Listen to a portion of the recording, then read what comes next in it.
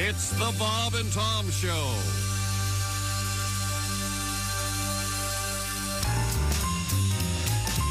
Hey, Pally, it looks like our girls have dumped us. They're taking speed, too, Dean.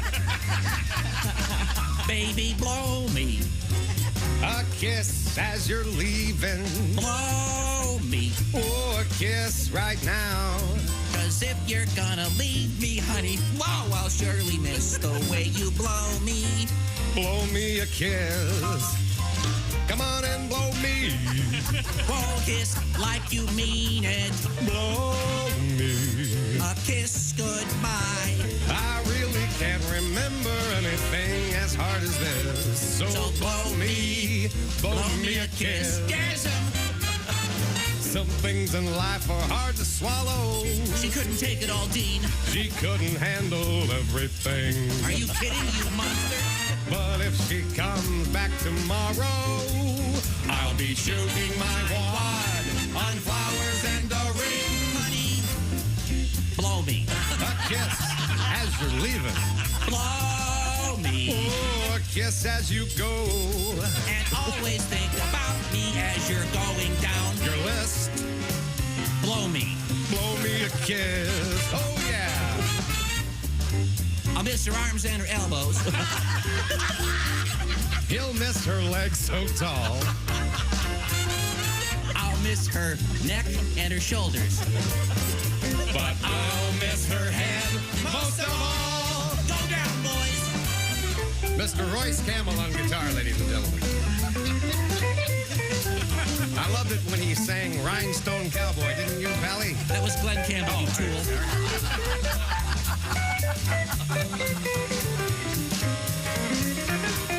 Blow me. A kiss as you're leaving, baby.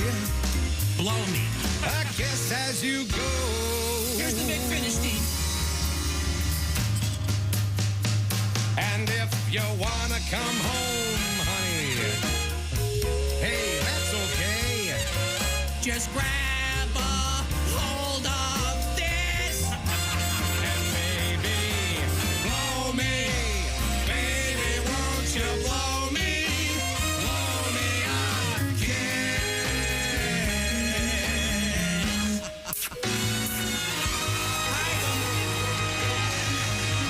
Hyman Jasmine. Arky, Stevie, Hyman Jasmine. Always too much. Too much chocolate cake every time. Hey, good morning. Welcome to the Bob and Tom Show. What the hell are you wearing? A dress? Have you worn that before? Yes. I'm sorry, I can't hear you for your dress. What? Yes, I've worn it before. A lot going on in that dress. Phew. A lot of cool, a lot of lovely. And it's kind of a 60s hippie chick thing again. Yeah, kind of. That's Christy at the news desk. There's Pat Godwin. Hello, Josh. Hey, chick. Ace. I'm Chick. Here's Tom. Now, after that story about marijuana the other day, you going hippie on us? No, full disclosure. Uh-oh. Oh, God. Laundry. Should have waited till I had makeup on, but Laundry? Huh? no. A couple of days ago, I had a procedure done. Some of the ladies out there might know it's called cool sculpting Oh. on my abdominal area, and it hurts a little bit. So I can't wear anything around my waist right now. Oh. So it's moo-moo time for the next couple of days. Did you guys hear music? Smoked and covered. Yeah. Oh, wait a minute. Is We're that just me again? we're just used to him playing music. Every morning. I thought it was. Yeah. We really did. The rest of us went screw it. Yeah, to hell with it. We've tried to tell him, and we know it's not your fault, and Sorry. nobody's upset at you. We was- realize it's the That was equipment. my tinnitus or something. It's No, just no. a normal thing that happens Nothing every on morning. over here. Well, that's impossible. Seems to leak through. So sorry. What was it exactly? What? Jazzy. Jazz? Oh, That's what you were speaking of listening to, and you walk out of the room and go wherever you go for an hour. You get some tea. I thought it was Christy's cool sculpting story. It had some background music. Yeah. I had to have, So what is this? What is this stuff that they? Well, cool sculpting, Tom, involves you laying down and they put this gel on your stomach and then they put this apparatus on and it sucks your fat up and freezes it So you lay there for 35 minutes, which actually isn't that bad. Comes out as water or something? Well, it takes months, and then your body. But the worst part is they have to massage you after this because you don't want your skin to die, right? Or the frozen part. And it is the most painful. Oh, really? Ladies, I'm sorry. I know Doesn't they say tickle? it's not. It does not tickle. Massage your stomach? Yes, they massage your stomach. And it is not a fun 2 minutes, let me tell you. It's worth it in the end. But they're not massaging your stomach from the inside, are they? No, God, no. Oh, God, no. jeez. Oh, wow. The greatest thing that happened to the Kidney wiper. cool sculpting industry was the thumper guns that I got you for Christmas. You know those things? Yeah. Yeah, they use those now, which really is actually better than... Those are insertable, right? No. Yeah. Well, if you You're have a inserting cavernous cavernous. So hopefully in 3 or 4 months, I'll have a smaller waistline. We'll The see. old thumper gun. So they freeze your fat. And then it freezes fat I cells. always thought you were supposed to burn fat. Yeah. What do you freeze it with? I don't know what to do. They use this, it's like some kind of crypto frozen, I don't know how I it can works. explain it to you, but it's way complicated. They inject ice cubes underneath your skin. They don't do Use your that. brain, and then as they melt, your body absorbs it and comes out as urine. Come on. Is Makes that perfect sense. ice cube in the keister thing still big? What was that for? When was that big? I didn't know that was a thing. That wasn't a thing, was it? That never was a thing. Never mind. I guess I guess you might have been the only one. I guess I was. You fell for it, huh? I could see a pop. No, everybody's doing it. That was big. Yeah, well, you should try to get Oh, that. sure. Oh, this is big. No, I just heard about This it. is like a smoking a banana. The guy behind the big glass told me this was big. Yeah, this is really big. I thought that was the kind of a large block of ice. I don't know. Thought maybe they'd go with cubes or even crushed ice. And this is just like my finger. It's just a piece of flesh. Okay, it's chilly. The Iceman Of comes. course. Yeah. Coming up in a matter of moments, we'll be reviewing what we learned on yesterday's show, the new structure of our program. We learned a lot yesterday. Did we? I'm very, very excited about reviewing some of those things. I can preview some other stuff. We have some exciting things in the news today. Something. Can't we just enjoy the time we have right now? Can't we just talk about what we were talking? Christy's dress, and we Greeting each other, saying hi. Christy's dress is a moo-moo. Yeah, kind of. It's very colorful. Yes. Very 60s. I have thought orange very 60s. shoes on, too. Look at Oh, that. look at that. Oh, they're nice. Boy, those are... Orange, right? I mean, you would fit right in at a Mamas and a Papas concert. There you go. You don't Yeah. not to suggest Mama Cass. I think. No, I feel like you're Mama more Cass you're more the today. Michelle Phillips. She's got that I'm a fan.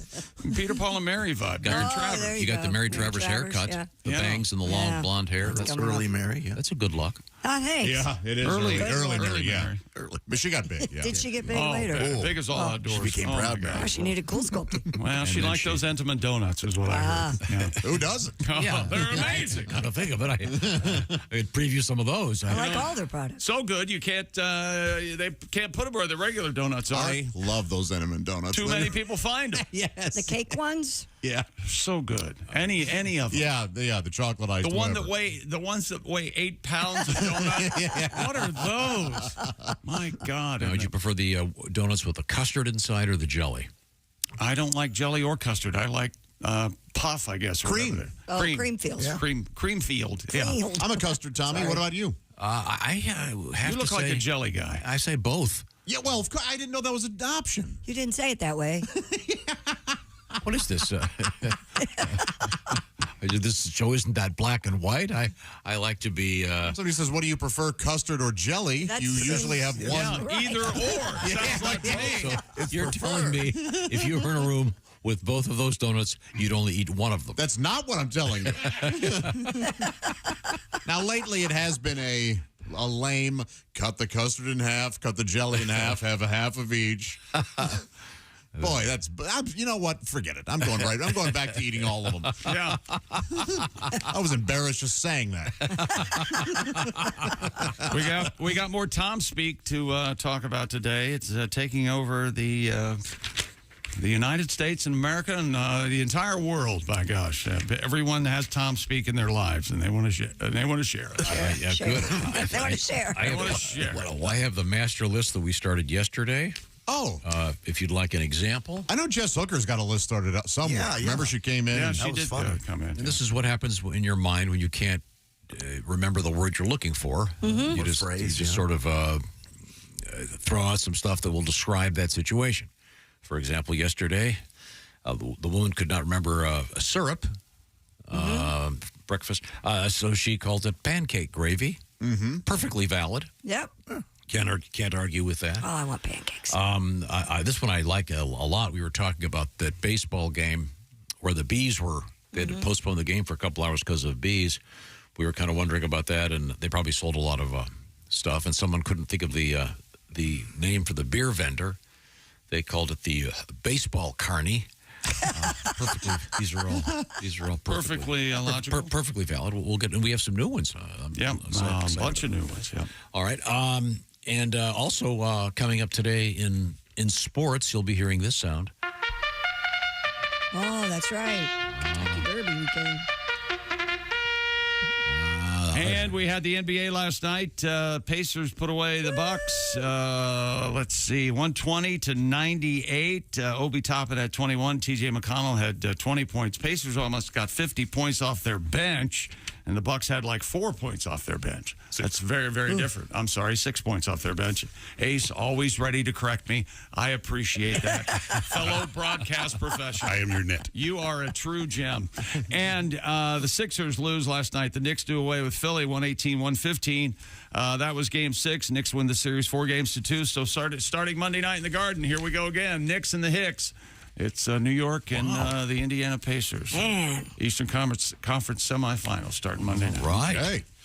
We'll certainly look forward to that. And we'll be hearing a little bit about the Kentucky Derby today, including some of the horses that will not be participating. Oh, really? Oh, all right. Some of those that didn't make the cut. Do you have a list of those? Because I don't. Yeah, I do. Okay, good. I thought you were implying that that could... Because we briefly talked about the Kentucky Derby, I was panicking because from what we said and what you're saying now, you thought I said something different. So I feel much like Pat Godwin now. I think I'm in trouble, and I'm not, evidently. I don't know. And you're wearing underwear that a woman bought for you. No. Okay.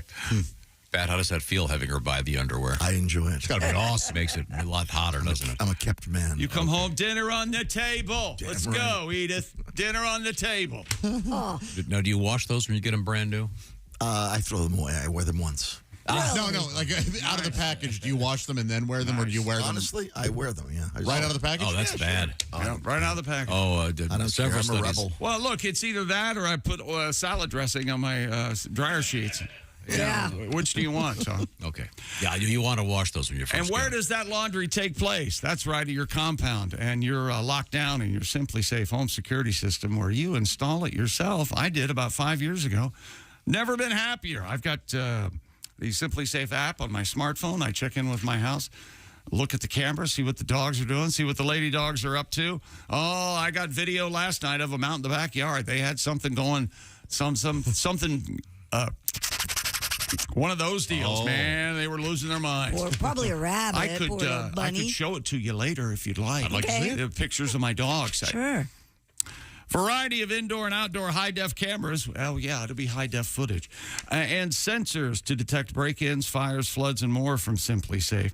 Simply Safe, by the way, named Best Home Security System of 2024 by the U.S. News & World Report and backed by 24/7 professional monitoring for less than $1 a day. No contract, comes with a 60-day money-back guarantee, and Simply Safe has given me and many, many Bob and Tom listeners real peace of mind, and now you can have it too, plus a swell deal.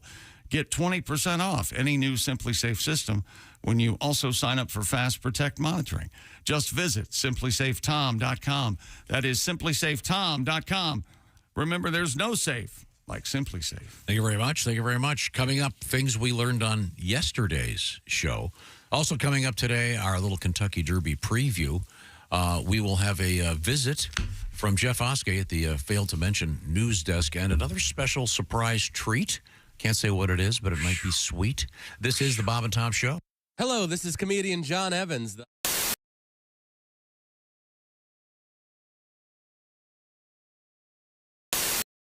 Ready and action. Hey, we should wake up every morning with Bob and Tom. That sounds good to me. No problem here. Sorry, that'd be my fault. The hell was that? Ready and action. Hey, we should wake up every morning with Bob and Tom. Well, that sounds good to me. No problem here.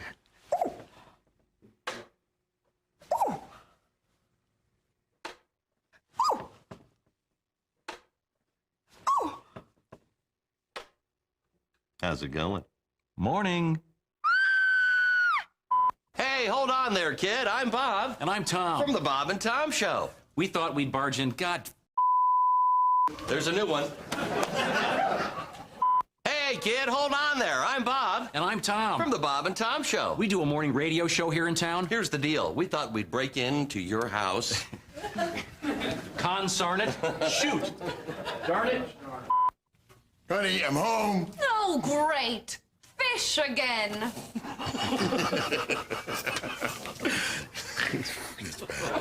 You know, we can vote you off this commercial. You know, Chick wanted Richard Hatch. What if we paid you to say you liked us? We can vote you off. Okay. Come way down.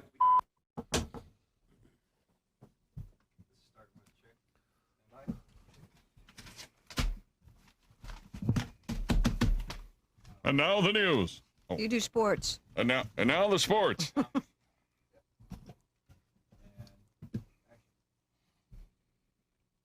That would be you, Chick. Sports terms that sound dirty, but they're not. Oh, really? Ready? Mm-hmm. Coming in first place. Good. Palming the ball. Mm-hmm. Sorry. Taking it to the hole. Yeah. Just don't get your holes mixed up. Right. Ooh. Just don't get your holes messed up. Flip the cord over. Flip the cord over. I don't want it in my...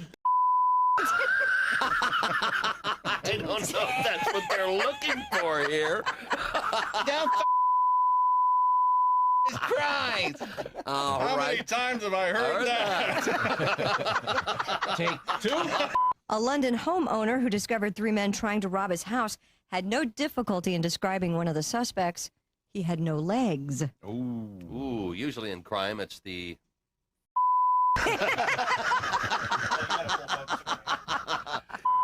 Usually in crime, it's the police that are stumped, not the criminals.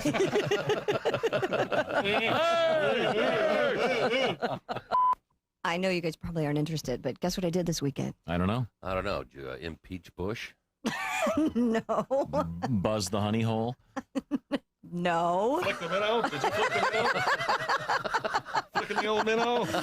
Flicking wow. the minnow? Or did you impeach Clinton? Bailing out the gravy boat? Is that what you were doing? Finger the fountain.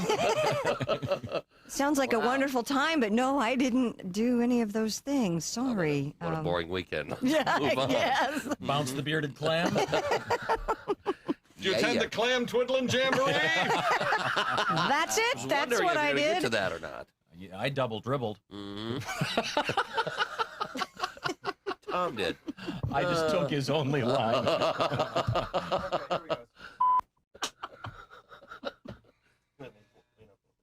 It's okay. I like to think of Bob as the funny. Uh-huh. Yeah. Prop, yeah. It's part of the drinking act. I like to think of Bob as the funny one, and I'm more the philosophical one. Ah. Really? By the way, you left your headlights on. Socrates. What's new? Can you do the other That's line? it? That's it. That was the joke? What was That's the other it? This one right here. I think of Bob as the funny one. I'm more of the philosophical one. Really? Will you shut up and drink your hemlock, please? I told you to be too hip for you. Hemlock, you know. Hemlock. Socrates. What is it? Poison. Does it start with H? What, hemlock? Headlights? What's next? Hemorrhoid. Hemorrhoid?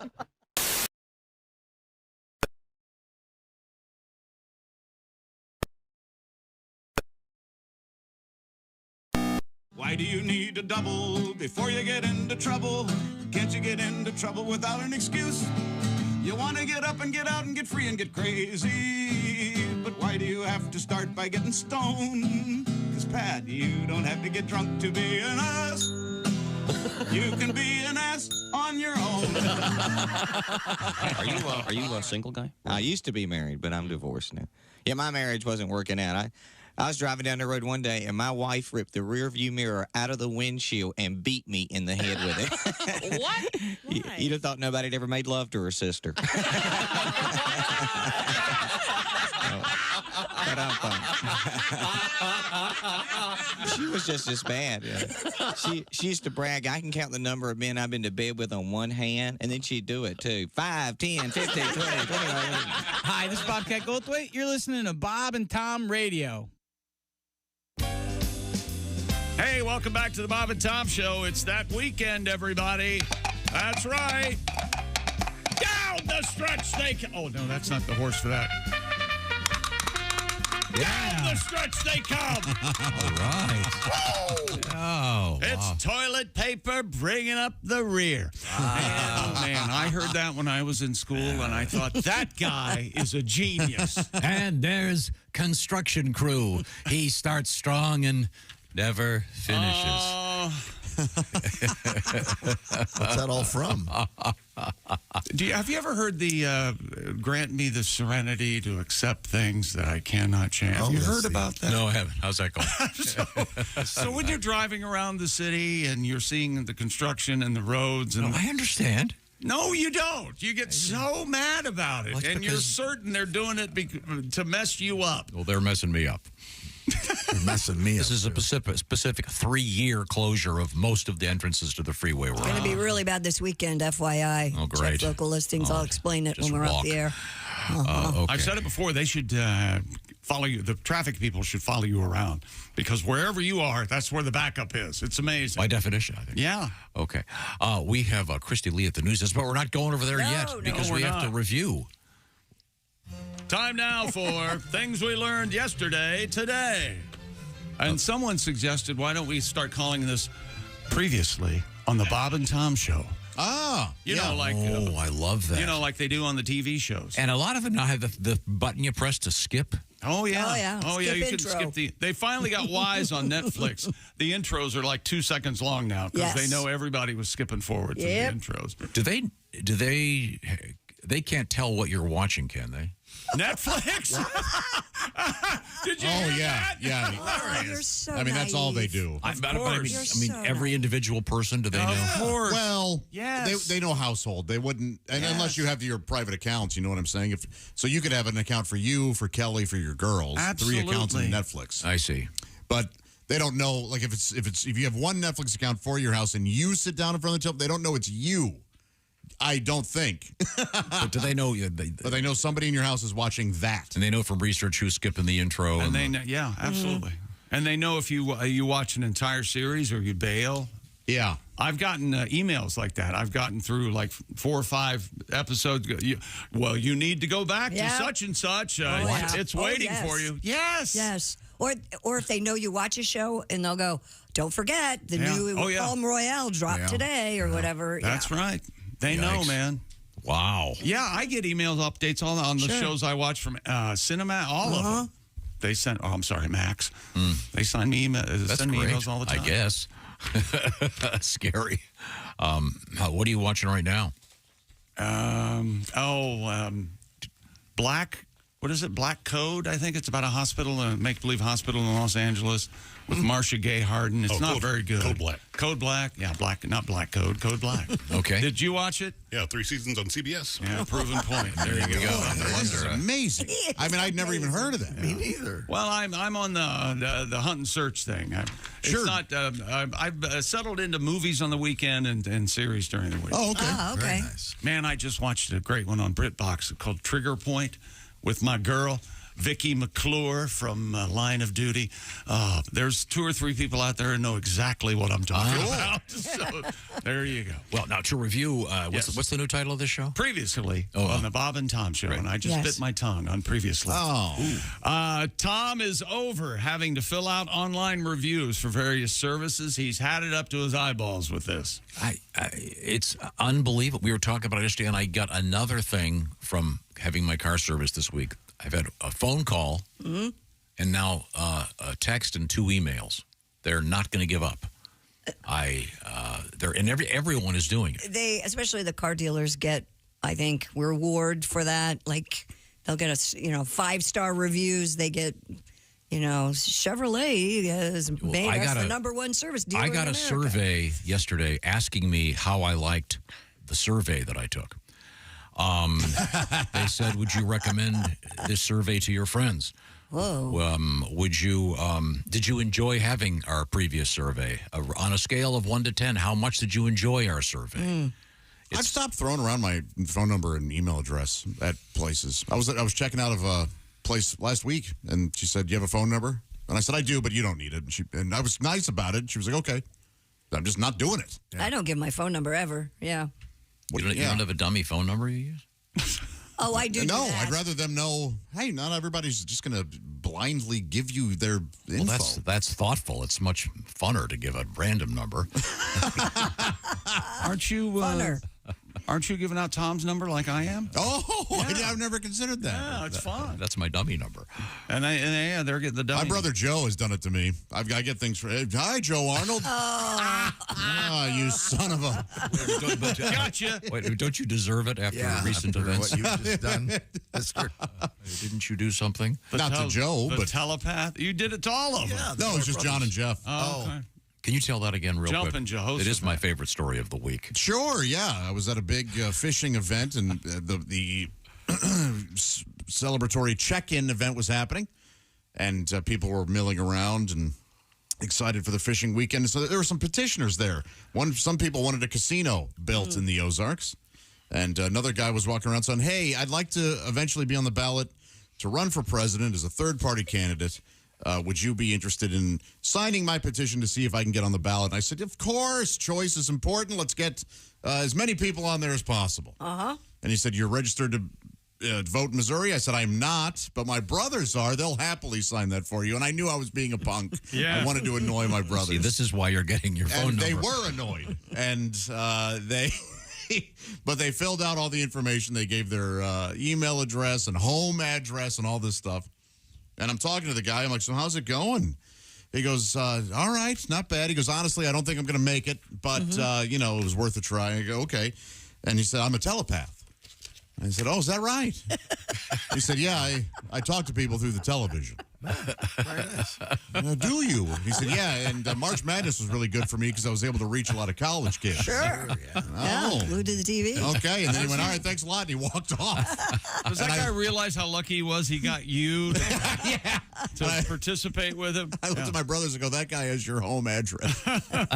He knows exactly what Do you think some people just say something like, "Are you out of your mind?" Or they do. Do people confront him? I don't think they do. Oh, I think they do. I think they want to get rid of him as fast as possible. I don't know. I would have talked to him for 4 hours, but he was on the move. So this guy thinks he can, through some kind of thought projection. Yes. People are watching a TV even if he's not on it. Yeah, Was and he nicely dressed? Spread his message. Jeans and a kind of a button-down shirt, and he looked kind of like Jim Rome a little bit. Okay. Just sort of a normal-looking dude, and yeah. Wow. I just love that. Now, let's get back to yesterday's show. What did we learn also? Hey, Tom, have you seen Mark? I said at about, it would have been an hour and a half late when I saw Tom. And Tom had been sitting in here doing whatever he does, and he holds it over our head every day. And he said, Mark, you mean Mark in the back? And I go, yeah. He goes, he's not here? And I go, no. And we called him, and it turned out that he's a victim of the Apple iPhone problem. Yeah. The alarm did not go off for Mark. I'm not sure if that's been fixed yet. I forgot to ask him. He was here this morning. I made an effort to see if he was here. Oh, that was nice. Yeah. That's not true. I didn't make an effort. He walked in here and I said, oh, he's here. Oh, okay. So I knew. One of my favorite facts we learned yesterday, Pat Godwin was, for one magical day, an aerobics instructor for older ladies. That was a great story. So good. For about 20 minutes, actually, and you really put them through it, and they were complaining about how hard it was. They're on their knees. They were seniors, weren't they? Yeah, about 70 years old. But that's the courage it takes to walk into a place and apply for a job you have no business applying for. How desperate were you? Very. Did you get paid? No, I got fired immediately in 10 minutes. The lady came in and fired me. You could have killed someone. I know. I'm aware of that now. I thought it was going to be younger women. It's so funny, though, that you didn't adjust. When you saw that they were older women, you're like, well, I'm just doing what I do. just turned the boombox on and we went You were like a fit 30-year-old man? Or I was about 22. Oh, even worse. So, you were just... Did you have on proper fitness? Yeah, I had the tight shorts and everything. Of course you did. I was cut at that time. Yeah. I looked like an aerobics instructor. I wasn't. It looked like you had an anaconda in your pants, is what it looked like. We had some great Tom Speak emails yesterday. My favorite, I broke my leg. A gentleman emailed, and I said, do you have any arm stilts? And he meant, of course, crutches. That's a really good one. That is great. I got a few more over here. I think one of the classics that we began with a couple weeks ago was wind chimes. Remember what she called them? Sure. I do. Yeah. Air piano. Air pianos. Mm-hmm. The exfoliating cloth, skinned sandpaper. It's good. The comb, the hair rake, and the rake, the lawn comb. Yeah. These certainly all make sense. We played the game for the Kentucky Derby, horse name or band name, and I changed the rules midstream in the middle of the contest, and Tom was upset about it. I still don't know what his problem was. I enjoyed that game very much. Tom is always looking for the bit or the funny in all situations, including one of my favorite Tom stories off the air. He went to see Schindler's List, and remarked to me, his review was, not a lot of jokes in that. Now, speaking of that sort of thing, that's a nice letter. My friend Lester was a passionate Harley rider. When he passed away, we put his ashes in a very large Parmesan cheese shaker. Oh, no kidding. And spread his ashes while riding our motorcycles.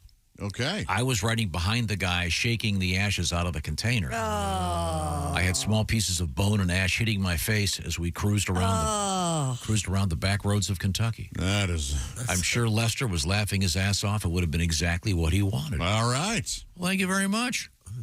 We were talking about what to do with the ashes because on yesterday's show, we had a visit with Brent Truh. That was my next item. Go ahead. What do you got? Brent Truh keeps coming in, even though Tom insults him about his looks and his beard and the way he carries himself and his general overall life and countenance. Tom takes exception with every single time. You just mentioned his big beard. It's a very serious red beard. It is, yeah. Nicely groomed. If I was him, I'd go by Redbeard and just, Red, although I think there's a disc jockey. There's a famous DJ, I think. Yeah, I don't know how famous he is. But, we really are not. Should we do this? We are really not broadcasting from an 86th floor of something called the Frigamall building. Well, it was like make-believe. And we really don't have an interview loft. Tom just likes to say that, and I still don't know to this day why. He's been saying it for 40 years. In the interview loft, he'll say. It sounds like one of those TV shows where when they come back, they're in a different place on the set. And all of a sudden, they're sitting on couches, and there's a coffee and a coffee table, and then they go back to their desk the next segment. It's like, this is going to be a pleasant segment with interviews. And we're going to talk about the fact that Brent Truh's trying to sell his mom's car, and the video shows him with the urn with his mother in it. I was on one of those morning talk show things. Yeah. And not too long ago, it was a couple years ago, and I looked at the coffee cups, and they were completely empty. And I let the audience know. I go, just so everybody out there knows, look at this. Nothing. It's all a charade. This is the kind of people you're dealing with. Look at this. Got to get the logo out there. That's exactly what she said. However, when we talk about Louisville, Kentucky, and the Louisville Slugger Museum and the finest in overhead rotational dining, the Top of the Bat restaurant at the Top of the Bat, that is absolutely true. And they have a big special, although today for the Kentucky Derby. It's buy 2 baked potatoes, get 1 free. Isn't that something? Isn't that yeah. Because, of course, we all know potatoes is the cornerstone of any horse's nutritional regimen. Especially if they're racing. You know that. That's a baker's dozen a day, I think. Al Jackson went to Mexico to watch the Rockies play baseball, and his stomach started to rumble and bad things. And I think I had it earlier this morning by proxy. Hot girl summer and coffin season. That was the Al Jackson's cuffin season. I'm sorry for Tom. That was his phrases, and I forget what they were. Hot girl season. No, hot girl summer. Hot girl summer, yes. So if you're a lady, you're going to say, I'm going to have a hot girl summer. I'm going to be a hot girl this summer. Live it up. And cuffing season is pairing up with somebody. So in the winter where you stay warm and you're close to somebody. I didn't quite understand why it was called that. But like handcuff, like you're handcuffed to somebody, cuffing. Oh, okay. Yeah. All right, very good, very good. Yeah, like a woman, the wizard, like a sleeve. Sometimes it looks like a sleeve, I see. Coming up, we have an interesting survey about, I'm not even sure how you pronounce it, like polygyno. Many women? What? Yeah. Yeah, isn't it polygynogonoscopy or something? Oh, my God. It's hooking up with... polygamy. Kind of. Yeah. One more topic we covered yesterday. Josh liked Al Jackson's high fade hairstyle. And evidently amazing. Caesar the barber from Denver does Al's hair. So there you go. I suggest that I don't care for that look, although it is easier to... put the electrodes on for that was yesterday. And the gel before you put them in the electric chair. I think that's where they developed that haircut. And now you're up to date with the Bob and Tom Show. Thank you very much. All right. You want to give me a little preview of what's coming up? We got NBA playoffs. We got, I think, world record. Yes, it's death-defying. And I also have some Tom speak. And we'll take a look at Christy's Kentucky Derby pick. This will be the 14th year in a row she's picked the correct horse. Now, unbelievable. Also, I think we're going to get a song from Mr. Godwin celebrating something from yesterday's show when we come back. Oh. Right now, I want to remind you the Bob and Tom Show is sponsored by BetterHelp. Got some stresses out there in your life, some big ones, maybe some small ones. But one of the ways to deal with stress, of course, is through therapy. BetterHelp has a better way to access therapy. It's all done online. The way it works is you'll fill out a brief questionnaire. You'll get matched with one of some 36,000 therapists. You can switch therapists anytime, no additional charge. The point is the therapy is done online. Therefore, it's a lot more flexible, a lot more convenient. You don't have to leave where you are and be somewhere at a specific time. No, you can do it at your convenience. You set it up at your convenience, and there's a lot of flexibility. And, of course, it's done online, so you can do it in the privacy of wherever you happen to be. It's called BetterHelp. You go to BetterHelp.com/BT Show. That'll knock 10% off your first month. BetterHelp, H-E-L-P. BetterHelp.com/BT Show. If you're thinking about therapy, give BetterHelp a try. Once again, it's all done online. Get what's bugging you off your chest through BetterHelp. BetterHelp.com/BT Show. And the Bob and Tom Show is sponsored by BetterHelp. Also coming up, we've got an interesting new political party called the Beer Party. Already it sounds like a pretty good idea. And a lot of other delights coming up in the world of news and sports. This is the Bob and Tom Show. Thanks for listening to the Bob and Tom Show this morning. The show is also out there for you on our YouTube channel. Watch and subscribe.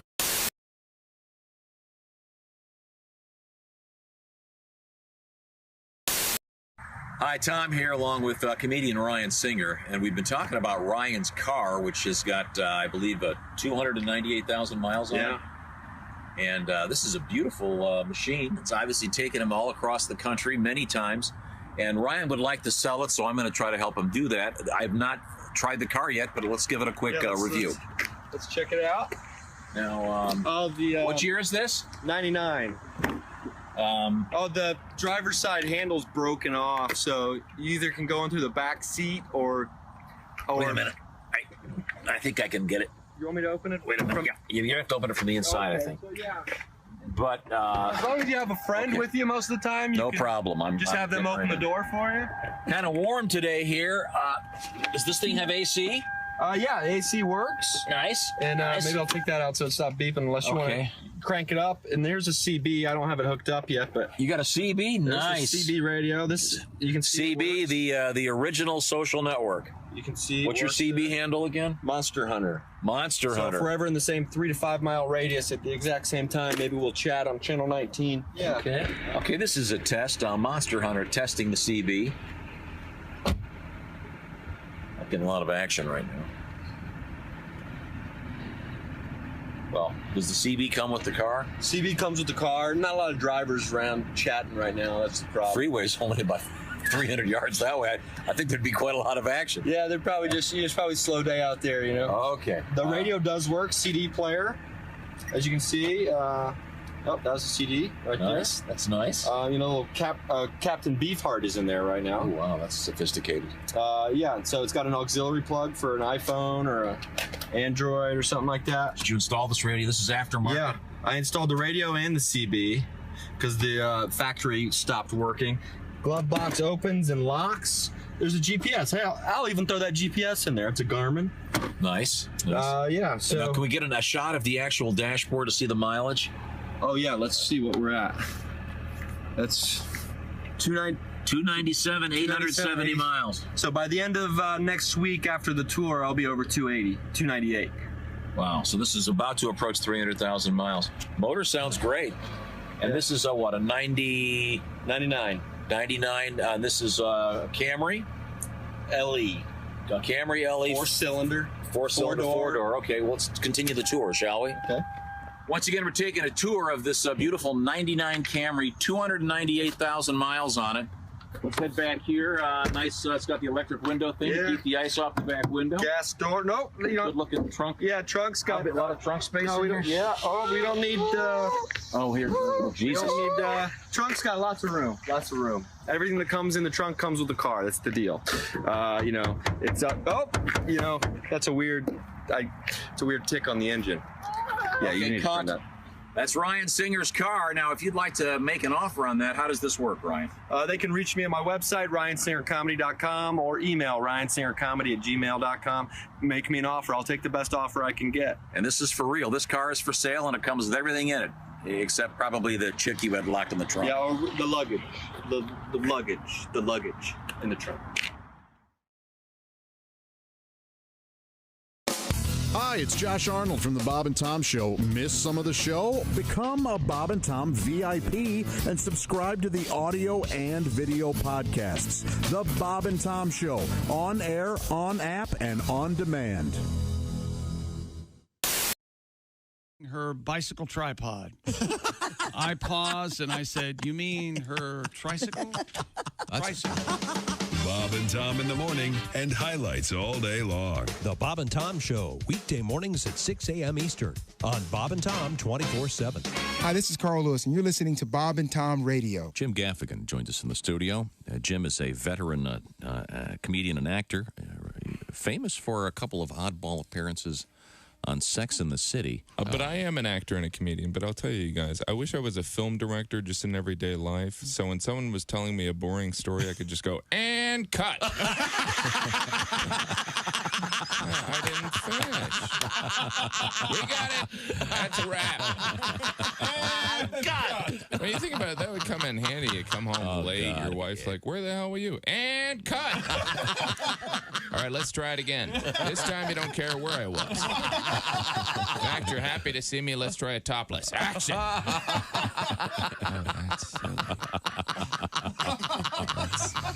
Another actor who wants to direct. We'll be using that one.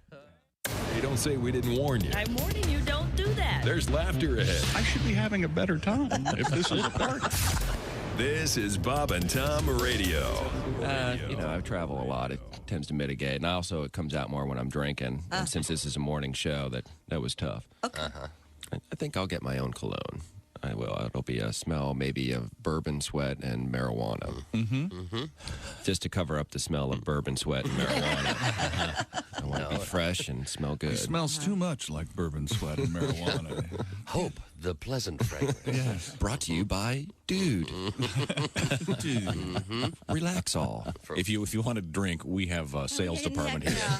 Do we ever? There's plenty of alcohol down I the love hall. drinking. I get sick and tired of being bossed around by bourbon every night. These voices in my head. Punch that guy. Have sex with that girl. Eat that burger. Pee here. Turn left. Figure it out myself. The man in the studio with us is comedian Greg Hahn. You ever driven in a Corvette? What do you I'm a little bit tall for the vet. Are you really? It's a big car. Put the seat back. There's an idea. Yeah. How tall are you? I'm 6'4". Yeah. I got a huge SUV. I just look at the rear view thinking I got to get some friends. Rows and rows of seats, nobody in them. I just go from gas station to gas station. Hey, want to ride? Yeah. Tell them about your 3-point plan for success, Greg. What is that? Where I bought the car is too expensive? Right. My house is too expensive? Right. Knock up a fat girl. How about it? Yes, sir. Mr. Check me out. Success. That's Greg Hahn. Hi, this is comedian Tim Cavanaugh, and you're listening to Bob and Tom Radio. Hey, welcome back to the Bob and Tom Show. Pat's here, Christy, Josh, Ace. I'm Chick. Good morning, Tom. Hello. Hey, hi. We were reviewing what happened over the show yesterday. Yeah. And one of the stories we talked about, we've had 2 interesting stories this week about bees. Really kind of interesting. The one you might have heard about is this kid that thought there were ghosts in the house. Yeah. Monsters. She thought she had monsters in her room. Yeah, that story has gone huge. 50,000 bees in her wall. Yeah, this poor little girl thought there were monsters in the house, and she told her parents, and they didn't believe her at first. Of course not. Then they finally, the dad saw some bees flying around, called pest control, and there were 50,000 bees making a nest in the wall. I saw this on the ABC Evening News. Mm-hmm. And they showed this guy had some kind of heat sensor he holds up to the wall, and it showed where the bees were. Obviously, between the studs, this huge nest, and it said there were $20,000 in damage to the house. Man. But I say, look at the upside. They made $300 at the local farmers market the following weekend. But the other bee story involved a baseball game. Was it in Arizona? Yes, the Diamondbacks and I think the Dodgers, maybe. And they, it was on the backstop, the netting that goes up behind home plate. There were like 20,000. I don't know if 20,000, but there were a huge amount of bees. I saw an interview with the exterminator guy. He said they were African bees known as killer bees. Yeah, so they had to postpone the game for almost 2 hours. Yeah. And the guy, he literally took a vacuum cleaner and sucked him up. He's a bee guy. He knows what he's doing. There's a lot. Then they had him throw out the first pitch. Yeah, they did. Yeah, that was cool. And my complaint is, what if you were the guy that had, we've got Josh Arnold from the Bob and Tom Show today to throw out the first pitch. Oh, wait a minute. It's like being on the Tonight Show and you get bumped. Back in the day, now, there are 4 first pitches. There are 3 or 4. Oh yeah, there are many first pitches. Yeah, they do as many as they want. Right. That's not right. I know it does. It seems. I know you have exception with it, but yeah. It's not. And they have honorary captains of the game at the NFL game. But nobody was bumped, so that's good. Yeah. But it's like 2 turkeys. I know, man. 2 turkeys are pardoned, Tom. And it's like pardoning the turkeys. It's like doing the Easter egg hunt the day after Easter. Our country has no standards anymore. Yeah. Well. Going to hell in a handbasket. For Thanksgiving, they should bring a turkey out. The president should chop its head off and go, here's what we're going to do. We're going to eat these turkeys. But no, we've have a great holiday. We've pussified everything. Oh, look, everything is nice. Pussified it. Everything is nice and rosy. Now, Pat, you have This is coming from the guy who buys 17 goldfish so he doesn't have to tell his daughter one of them died. Right. Good point. Hey, by the way... by the way, girls, your goldfish are dying left and right. I deserve some kind of award. The 2 fish that I got at the state fair last year, they are both still alive. Well, yeah, you're a good animal owner. That's nice. I need proof of life. No, I'm totally serious. I need you and the day's newspaper behind them and a picture. I don't believe they haven't grown into carp. No, I bought a giant aquarium with filters and the whole deal. Very nice. You know, goldfish grow to the size of their surroundings. Yeah. So the bigger the tank, the bigger the fish. Mm. And I guess in Japan they have koi. Like in the street, the water's so clean, the koi can live in like what we would call the sewer or whatever. What? It's wild. Wow. Yeah. Well, I'm very proud of myself for keeping these 2 fish alive. Should be. Yeah. But in the past, yes, there was a time when I would sort of substitute one for another. It can't be an easy thing. Have they named the fish?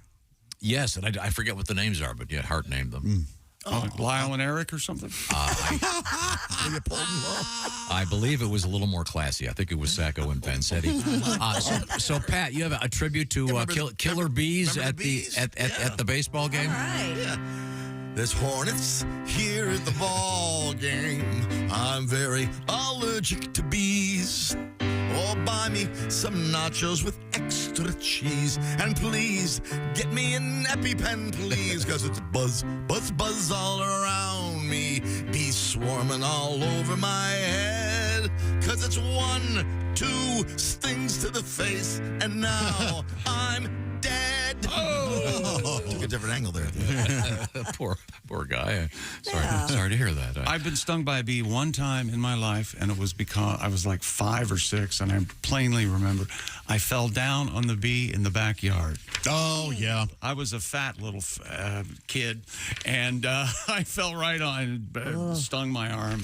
It swelled up. I think I might be a little allergic. I'm not sure. Is Key Largo, which is the movie where the Step on a Bee thing, is that Key Largo with Bogart? I don't remember that one. Step on a Dead Bee. It might be Key Largo because I haven't seen that. I was gardening. A dead bee will sting, though, won't it? Oh, yeah. That's the kind of running gag. Oh, okay. And do you know yellow jackets are in the ground sometimes? Yeah. I was gardening once and got into a bunch of those. Ooh. That wasn't good. Any cicadas yet? You got cicadas? Oh, speaking of in the ground. My cousin does in South Carolina. She put up something on Twitter or Instagram or one of those social. It was deafening.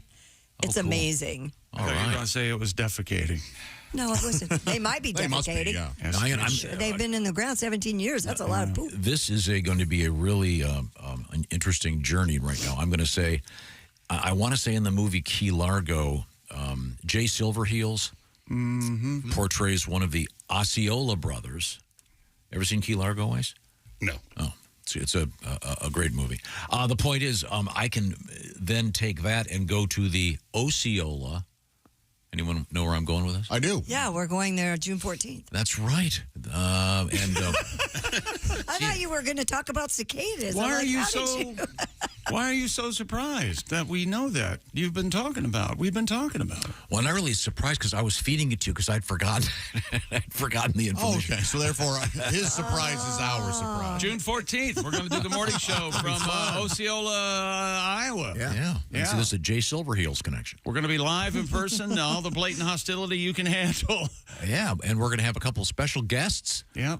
We'll be telling you about it, and it should be fun. And there's going to be a comedy show that night. That will be fun. More to come on that. And Tom, you were talking about Netflix earlier, and you seemed, I was alarmed that you were shocked and surprised that Netflix can know exactly what you're watching at any given time. You seem surprised. I was just curious if that was a two-way connection, that they know. This is Sean from Cape Coral, Florida. I love Cape Coral. Netflix is the Google of streaming, he says. They are quite capable of knowing individually what people are watching, at what time they're watching, and how long they're watching. Seth MacFarlane said years ago when Family Guy was on Netflix, he had been told by an executive of that company they had a person who streamed Family Guy and only Family Guy exclusively 24 hours a day, 7 days a week, 365 days a year, no other shows. Wow. That's weird. Just has it on constantly. You know, and Netflix actually asks you if you've been watching something. They sure do. Are you still watching? Yeah. When you leave a TV on for a while. I've seen that. Yeah. Yes, I'm binge watching. Leave me alone. Yeah. I'm eating all the ice cream I can handle, and I'm laying here. What's your problem? Don't judge me. Yeah, I think there are a lot of people that leave their TV on 24/7. You think? Man. Is that right? I don't think they're affected anymore due to the technology. When we were kids, the TVs get too hot or something. Remember when the tubes would get too hot and they'd burn out? Or something? And also, we've lost... is there any television station that does the sign-off anymore? I don't think so, man. Every now and then, some of the movie channels will shut down for maintenance. Okay, because they would at 2 in the morning or midnight they would have, and they would show the test pattern, and they would often play the national anthem or something. And and remember that song? What's the guy's name? Dean Friedman.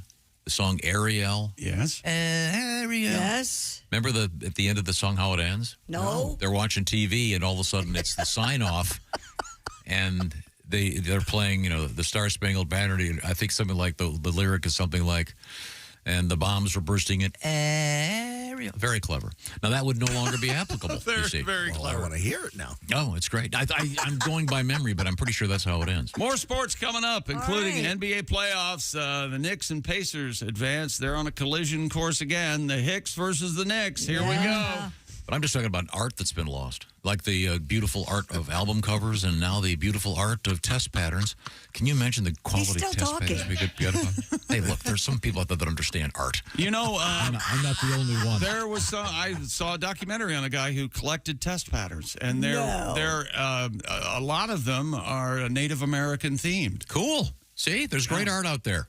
I don't know if it was great art, but it was cool pictures. You're welcome. This is the Bob and Tom Show. Got something to say? Send us an email.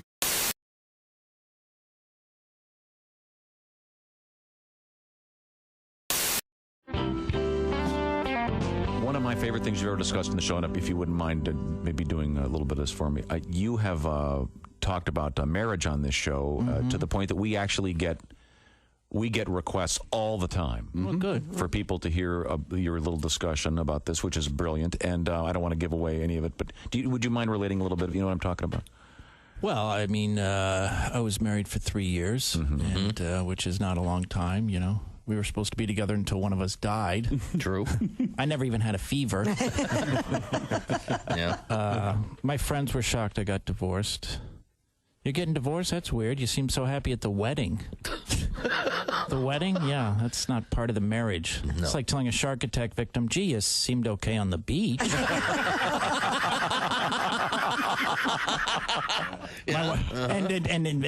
And to speak to Christy's point, you know, my wife felt I was too down, I was too negative. Oh, this divorce should help. Yeah, there you go. She said I had changed. You know, you didn't used to be like this. If I'd known I'm going to be like this, I never would have gone to bed with you. Hey, guess why I didn't tell you? Yeah, okay. And of course, you know, marriage is hard. We all know it. The proof here in the room, the success and. Einstein. Gotcha. Marriage is so hard. Einstein got divorced. Albert Einstein, it's unbelievable. Yeah, Albert Einstein, arguably the most intelligent man who ever lived, got divorced. They should tell you that before you get married. It shouldn't be, do you love her? Do you want to spend the rest of your life with her? It should be, do you think you're smarter than Einstein? And there you have it. Nick Griffin, ladies and gentlemen. Today we're going to do a cover, the only cover that we do. Yeah. Oh, good. The entire program, but we'd like to play something for you dedicated to something that's been in the news this past week. All right. Look forward to it. I think everybody's been surprised about it, and this is a song that explains how I feel about it. Okay. They're both ashamed of what they did. At least that's what the paper said. They walk all day because they're always on the prowl.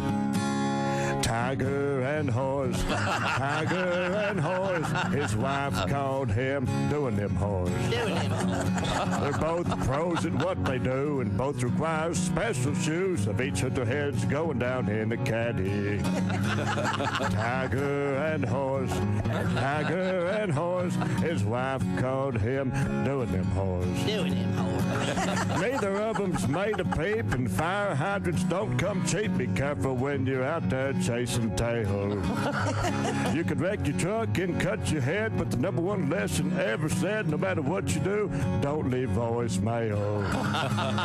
Tiger and horse, tiger and horse. His wife called him, and the odds are pretty slim that you won't see him with any more horse. Yay!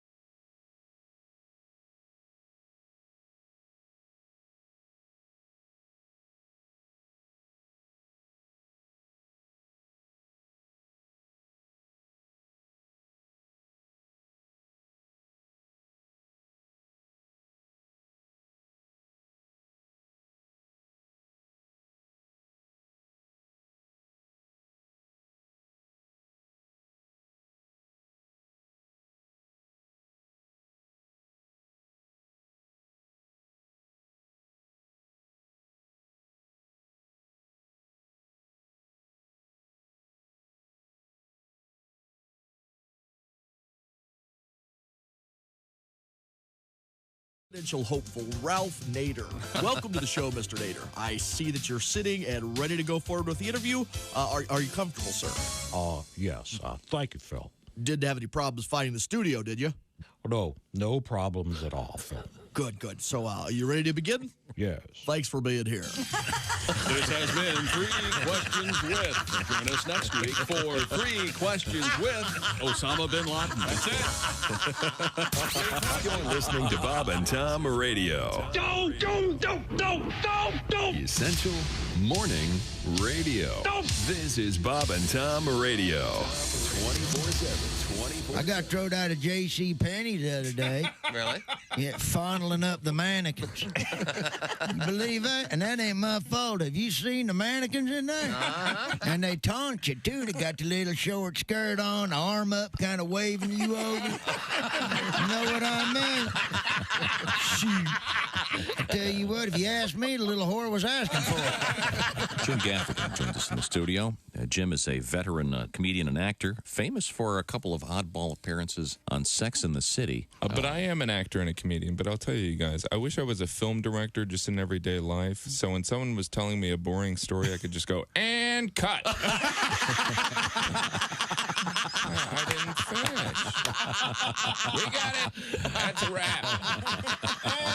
Hi, this is comedian Sean Morey, and you're listening to Bob and Tom Radio. Hey, welcome back to the Bob and Tom Show. Christy Lee at the news desk. Yes, sir. There's Pat Godwin in the performance room. Hello. How about a song this time, Pat? I'm ready to go. He's ready to go, Tom. All right. There's Josh Arnold Wait at a the sec. I Hate Steven Singer sidekick chair. I'm getting a signal in my headphone. Oh, are you kidding me? Look up at the big screen. It says. Oh! There's Ace Cosby. Wow. I'm Chick. Here's Tom with our special guest. Hello. Hey, buddy. Hey! Is Ed Septic, your favorite plumber, you know, Hey, Ed, how are you? the plumber who don't give a flush. Kentucky Derby this weekend. You guys excited? Yeah. Oh, my gosh. I'm so excited. I'm a big gambler, as anyone who's ever had to wash my underwear knows. I love to gamble. And I've been looking at the line this week. I got some odds thought I'd share with you. You guys down? Yeah, sure. Here's some of the slowest horses in the Kentucky Derby at 20-1. Beer Belly Bill. At 40-1, we have a divorce resolution. At 50-1, we have license branch line. You know that one's going to be slow. It looks like here tax return is a 1040-1 underdog. 1040 to 1 underdog.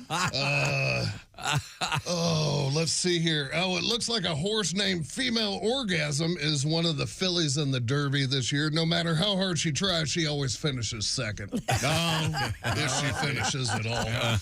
Of course, we got Elmer's Bound, a terrible horse sired by last place Derby finisher known as Dog Food. A fan favorite, though, Porn Star literally hung like a horse. Porn Star tripped over his own schlong at the John Holmes Derby at Pimlico last week. Took out the famous jockey, Jose Reardon. I'll tell you right now, no one's making a penny this year off Oopsie Daisy. I'm not putting any money on her. The last 3 races she tripped coming out of the gate. Let's see here. No one wants to run behind a Gaseous Myrtle this year, I'll tell you that. Another losing horse, I'm not betting on this one, Prince Andrew. Really? You don't want that horse. It won't be ridden by anyone under the age of 18. One of my favorites this year, Megan the Stallion. Her biggest handicap, only 2 legs and a whole lot of ass. Yes, sir. So let's see here. My picks for the first race this year for the Derby, Thunderous Dump. He's got some vision issues, but he's happy, healthy. And has the famous jockey Pedro Bonero aboard. Okay, good. Pedro's awesome. Also, barring a poor draw for pole position, he should lay 2 or 3 lengths of the early speed, then blow it out in the clubhouse tournament. I guess I should have looked over some of these. Thunderous dump. In the second race, she's a real dark horse. Starting on the outside, it's Blumpkin Pie, which is one of my favorites. Not really a favorite with the ladies, I'll be honest. In the third race, I'm putting all my money on Money Shot, especially if it comes down to a photo finish. In the fourth, I'm going to lay 50 on the thoroughbred Slump Buster. She's the heaviest of all the horses, but she always has a lot of enthusiasm. That's important. Real nice. Yeah. Finally, or not finally, in the fifth race, put all your money on the filly known as Please Pull Out and look for lickety-splits to always be up front. Oh, sure. In the big race, I'm going to put all my money on Astroglide. He's the talk of the backstretch. He runs okay in dry conditions, but he's especially good in the mud. Oh, that's right. Here's my odds on the horses least likely to win at 90-1. Lard-ass Larry. Lard-ass Larry. Mr. Ed Asner coming in at 100-1. Mr. Ed Asner. And here comes the slug at 200-1. Here comes the slug. And of course, there's the mutter, Imodium Eddie. He doesn't really run, he just trots. Speaking of good mutter, I didn't know if you guys knew this. This weekend's my birthday. Yeah, my wife's ready for some kinky Greek-style plumbing. Husband, Ed Septic, I'm the plumber, will bang your pipes, but never your wife. Good luck, everybody. Thank you, Ed. Good tips. Happy birthday. So his wife's a good mutter. Apparently. No, it's Mother's Day coming around the corner. His mother's a mutter. Week from Sunday. We've got more Tom Speak here. Would you like to go there? What do you got? These are emails. This is when Tom can't come up with a word. It's caught the imagination of the entire world. Apparently, a lot of people go through this, and they can't come up with the right word, so they make things up. This is from Jeffrey. I have experienced Tom Speak myself. I couldn't think of what my recliner was called, so instead I said, I'm ready to go sit in my kickback. The old kickback. The old kickback. That's good. Yeah. I asked my daughter to get the dog rope to take the dog for a walk. She's 10 years old and looked at me and said, "Do you mean leash?" And then she said, "Are you drunk?" And I said, "It's 8 a.m. No, I'm not. My 6-year-old son once called a pack of shaving razors mowers for your mustache. I love that. That's good. That goes right with our whole hair hunk and a hair rake. And to shovel. My wife and I were watching wrestling one night. She was curious of a female wrestler's height, so I looked up and I told her she's 5'7", and she said, "Oh, she's my tall." My tall. I love that. That's good. Same height. Sure. Yeah. Once while designing a police facility, the captain asked if we could have a bisexual toilet room. There were about 10 people in the room, and they were all shocked. And I said, "You mean unisex toilet room?" And he said, "Oh yeah, that's what I certainly do." That's more of a malapropism. That's a good one, though. I was traveling this weekend, listening to the Bob and Tom show. I like to hear Tom speak. My latest is for a family photo album is called The Vacation Binder. Very good. That's pretty good, Perfectly right? valid. And I'm a dentist. I had a patient come in one time and ask if we had any extra mouth string. Oh, for floss. I like for that. Those for are dental great. floss. They're amazing. They're amazing. This is one of our favorites. This is one. Couldn't remember the word for menu, and referred to it as the food yearbook. Yeah, food yearbook, that's a and good it one. is. It really is a food. Yeah. Oh, that's so Especially great. when it has all the pictures on it. Yeah. Cheesecake Factory. Yep. Most likely to have dessert. Denny's has a good menu. Yeah. Oh, this is delightful. Yeah, but Cheesecake has everything. I know, but Everything Denny's you'd has ever all want. the pictures on their menu. Yeah, that is Well, Cheesecake has. I've said this before. A lot of restaurants now, they do the thing where you put up the code, square gizmo. QR code. There you thank you. Yeah, square gizmo. Write that down. Sorry, whatever it's called. What's it called? QR code. QR code. Okay. Let me guess. Square gizmo is much more. You don't like it. I don't. No, you don't either, right? It's somewhat annoying. I go to one place where when you open it up, it doesn't. It's hard to read. You have to pan various directions to. access you it. can ask for menus now. They'll get But I get it. But I think if they do that, I really wish they would put photographs of the food on there. However, be honest. You don't look at the menu either, ever. As a general rule, you're correct. You know what you're getting. Well, how do you know what they have if you I don't ask. look at the menu? What do you ask? Okay, so you make the poor waitress stand there or waiter and That poor, I tip well. list everything on their menu? Say what's good here. If I were a server, I'd go, I can't answer it. I don't know what you like. yeah, I don't know what you don't exactly. like. This is get out of my restaurant. Get out of my restaurant. Every server that has approached Tom, he says the same thing. We're going to be your favorite table. And what's good here? You're already not, and nothing. Yeah. Will be reflected in your tip. Coming up, we have a interesting thing. Americans are confused and upset about tipping more than ever because of the automatic digital tipper iPad gizmo for lack of really all about self. I saw a piece on something that said those automatic things, some of them are not accurate. What do you mean they're not accurate? How can they not be accurate? So when I hit 20%, it doesn't give 20? It might give you 22 or something. Oh, wow. Oh, jeez. That's interesting. And you have those pennies and you squeeze them till they scream, don't you? Man, oh man. You want to give 25%? If you want a flat penny, don't put it under a train. Put it in his hand. That's right. He'll hold on to that forever. I put it in his ass. He'll fart it right out of his shorts. That's where it's tight. If you've heard the phrase tight ass, well, we'll get to all those stories. And much, much more. Yeah, we're going to have our Kentucky Derby preview. Got my picks right here. All right. Oh, okay. 14 years in a row, she's been correct. Okay. That's all coming up. You know what else is coming up, Christy Lee? What is coming up? Oh, I Hate Steven Singer's coming up because it's Mother's Day. Right, Mother's Day is just around the corner. And you said May it's 12th. Sunday this year? Week from Sunday, yes. Everything's coming up roses. 24-karat gold roses. And look at this beautiful burgundy color. Oh, my goodness. What mom wouldn't love this? And it's just a real rose actually dipped in 14-karat gold. So this rose isn't going to die in 3 or 4 days. This is gonna stay. And you don't have to run for the roses. Very true. Timely. Very timely. That's what we do here. As fresh as today's headlines. Steven Singer Jewelers, this is one of Steven's specialties. Also, he's got that beautiful bracelet. Is that you got it on today, don't you, Christy? Yep. There we go. My At Last bracelet. The At Last bracelet. That's a great gift from At Moms. last, my true love's coming. And a terrific value. Real diamonds, of course. Doesn't match your outfit. Steven only operates in the world of real diamonds. The red wine is the official color of that beautiful gold-dipped rose. Red wine, baby, feels too fine. And that's helpful. Steven Singer, all of the Steven Singer, all of the time. Steven Singer. Just go around the room. Everyone have a Steven Singer jingle. Ace, you start. What have you got? Staying out of it. Thank you very much. Staying out of it. See, Extraordinarily you've hurt his helpful. feelings. Now you don't want to talk. Really? Good God. Steven Singer. I like that. I like it.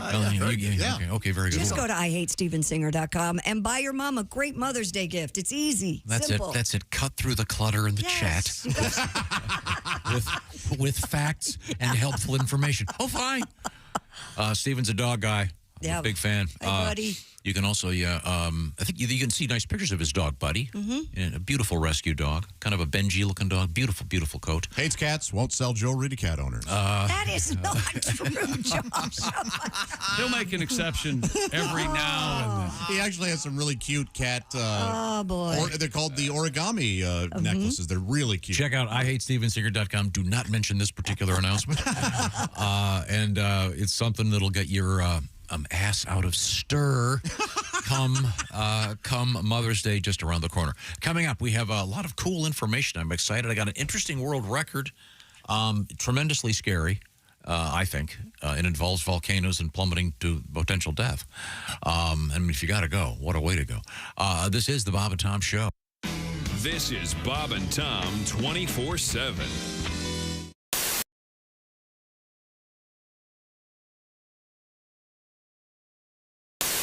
Here we go. B-double-E-double-R-U-N, beer run. Yeah. B-double-E-double-R-U-N, beer run. All you need is a 10 and a 5-er, car key and a sober driver. B-double-E-double-R-U-N, beer run. couple of frat guys from Abilene drove out all night to see Robert Earl Keen at the K-Pig Swine and Soiree dance. They wore baseball caps and khaki pants. They wanted cigs, so to save some money, they got one off a hippie that smelled kind of funny. Next thing they knew, they were both really hungry and pretty thirsty, too. B-double-E-double-R-U-N, beer run. B-double-E-double-R-U-N, beer run. All you need is a 10 and a 5-er, car key and a sober driver. B-double-E-double-R-U-N, beer run. I found a store with the sign said their beer was coldest. They sent in Brad because he looked the oldest. He got a case of beer and a candy bar. Walked over to where all them registers are. Laid his fake ID on the countertop. Clerk looked, he turned, he looked back up, he stopped. He said, "Kid, I'm not going to call the cops, but I'm going to have to keep this card." The guys both took it pretty hard. Sing it if you know it, even in your car.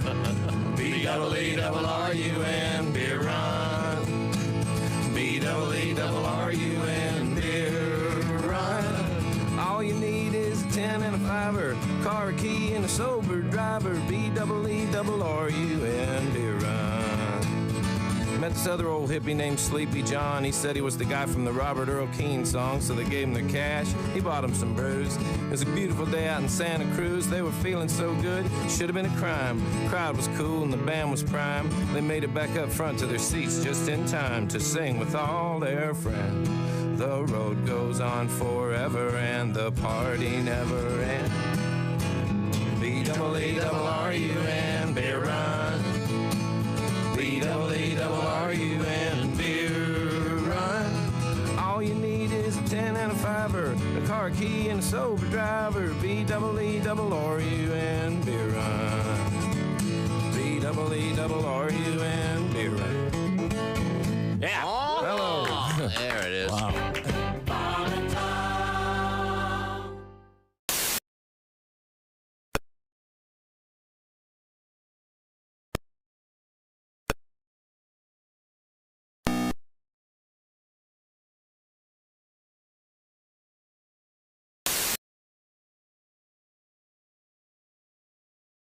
Being called. Bob and Tom in the morning and highlights all day long. The Bob and Tom Show, weekday mornings at 6 a.m. Eastern on Bob and Tom 24/7. Hey, it's comedian Roy Wood Jr. You're listening to Bob and Tom Radio. You know us. We're Amish Bell. No poles, no wires, no phones, no nonsense, no shiny objects. That's Amish Bell. And now, new from Amish Bell, call waiting. Hello, Graber. How's the farm? Good, Carl. Good to see you. Oh, wait a minute, Carl. I see Fritz is here waiting to talk with me. Okay, Graber. I'll just stand here and wait. Hi, Fritz. I'm talking to Carl right now. Can you wait for a moment? Yeah, fine, Graber. I'll just stand here. Okay, Carl. Now, verbally. Call waiting.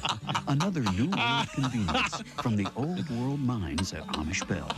Remember, we take Visa, quilts, and cheese. Amish Bell, leading you into the 19th century. Essential morning radio. All day and all night. This is Bob and Tom Radio.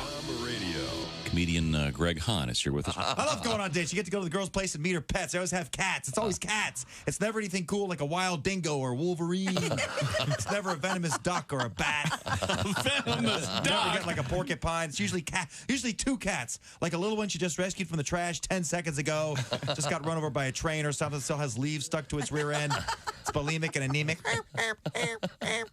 Then the girl's gonna tell you like the story how she met the cat. Oh, I put some milk out on Tuesday. She drank all the milk and came back on Wednesday. That's a beautiful story. Take your top off. Stocky Economopoulos is our guest. A Maryland burglar broke into a house, robbed a couple at gunpoint, and then forced them to play their piano so he could sing along. He was arrested for armed robbery, wanton endangerment, and aggravated karaoke. Jennifer Love Hewitt says she actually enjoys looking at her breasts on the internet. Well, then I should call her. Apparently, we have a lot in common. Yeah. Apparently. The National Museum of the Native American Indian is open in Washington, D.C. Unfortunately, they now have to move it to Oklahoma to make room for the Christopher Columbus Museum.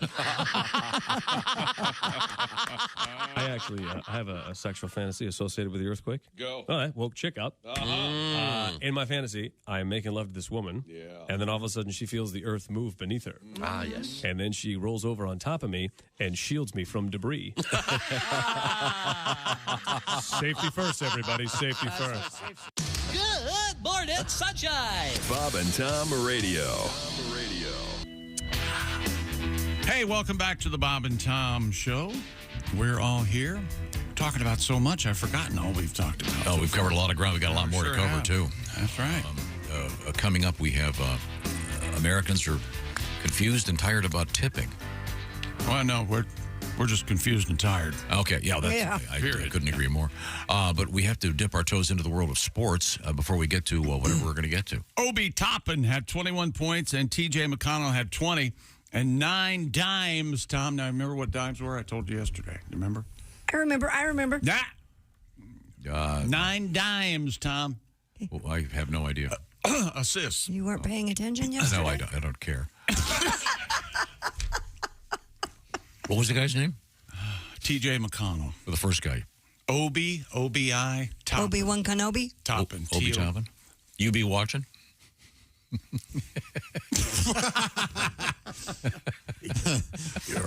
Obi Toppin. I be watching. I be watching. No, I don't. I be missing. Anyway, first playoff series won in a decade. The Pacers beat the Bucks last night, 120-98. Fear the deer, indeed. That was Game 6 last night. They win the series 4-2, and the Pacers now travel to the Garden in their first Eastern Conference semi in a decade. Indiana's big victory came exactly 30 years after it swept the Orlando Magic 3-0 to advance to the NBA playoffs for the first time in franchise history when they beat the... Now, my son Willie... was he there last night? No, my daughter Hart was there last night, my little girl. But Willie went to see them in Milwaukee. And he was all ready for a victory. Yes, maybe he's bad luck. I don't know. Oh, jeez. I've got a feeling he'll be our official correspondent, I think, for the series. And the Knicks advance. Bad luck. By... It's every other game, Ace. I'll explain how luck works to you in a minute. Josh Hart made a go-ahead three-pointer from the top of the key with 24.4 seconds left, and the Knicks beat the Sixers. I think Philadelphia, all the sports teams, they should be the Phillies. The basketball team, the football team. I kind of like that. The Phillies.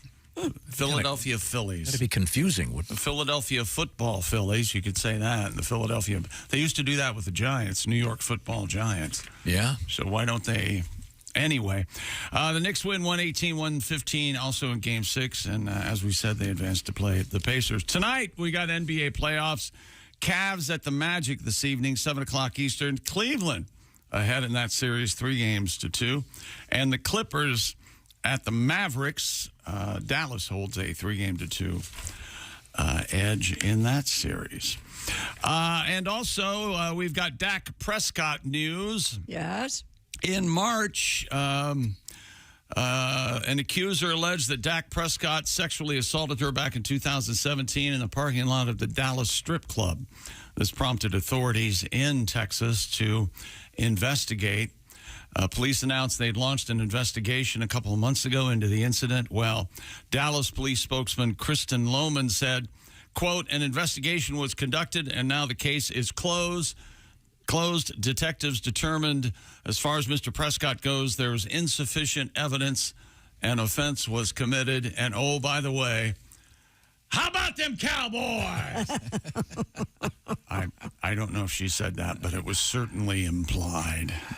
My goodness. And that brings us to the Kentucky Derby, Tom, and Christy's pick of the year. Every single year, she comes up with the right horse somehow. I don't know where this came from. That is actually Christy tap dancing with her little feet. I used to be a tapper. Yeah. I've got a couple that I will not be betting on. Oh, really? Oh, is that right? Yeah. A line at the woman's bathroom. That horse. Oh, that's a long way. There has to be some sort of clearinghouse for horses' names, right? They can't just, you can't just name it anything. Doesn't it have to reference the various tripod? Don't bet on tripod. No. Tripod's not going to win? No, it's going to slow him down. He's lighter because he only has 3 legs. Here are the horses. Dornoch, Dornoch. These are the actual horses in the Derby. Sierra Leone. Is Stevie Wonder horse on there? Mystic Dan. Sierra Leone is my pick. See, you like Really? Sierra Leone at 3 to 1. 3 to 1.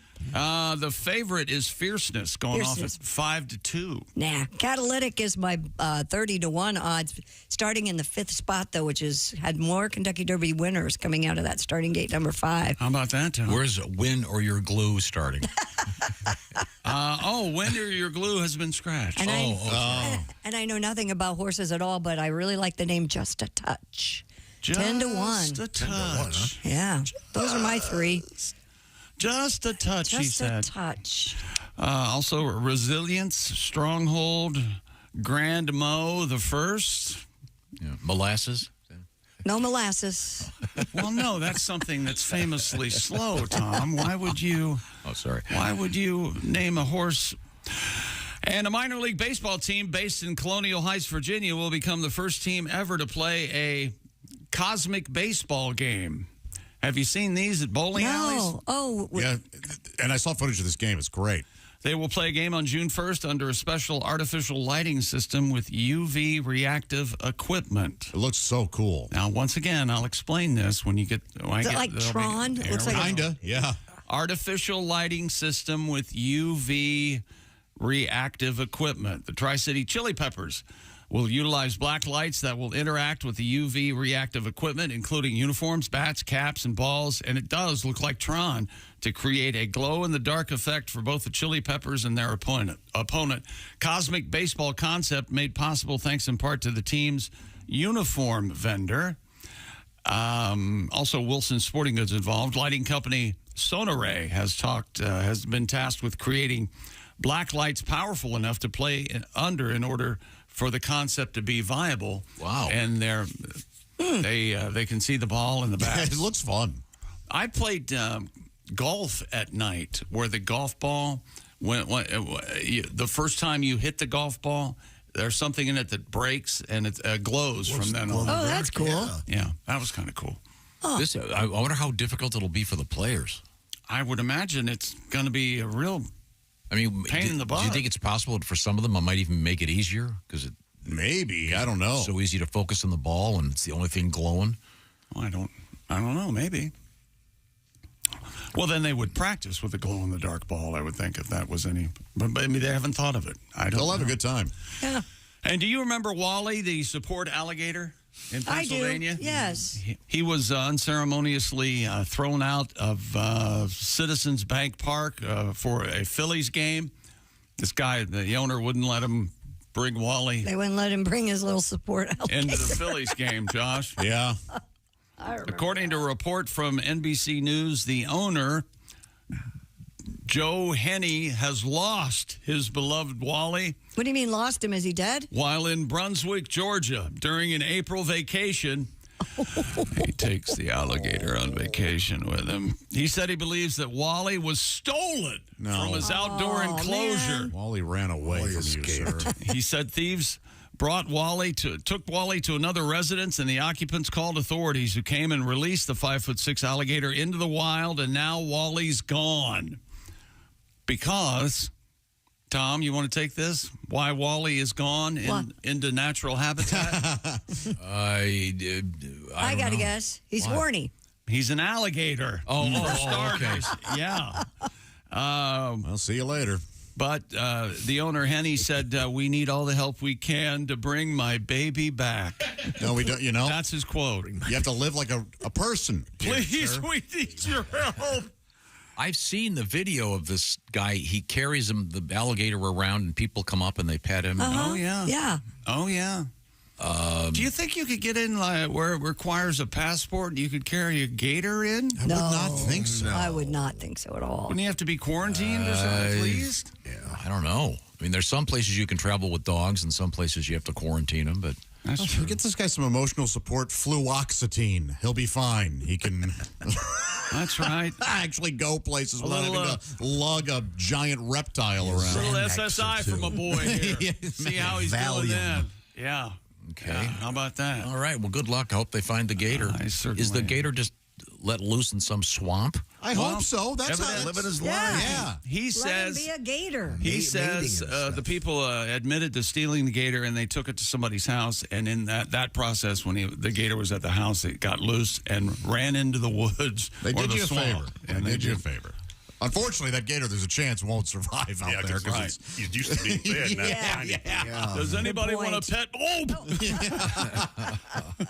So he may emerge from the woods. He sees some people having a picnic, and he thinks, "Oh, look, they're my friends." Oh, geez, yeah. Where's the hell out of him? Oh, it's my baby. Now he's more scared of you than you are. And chomp.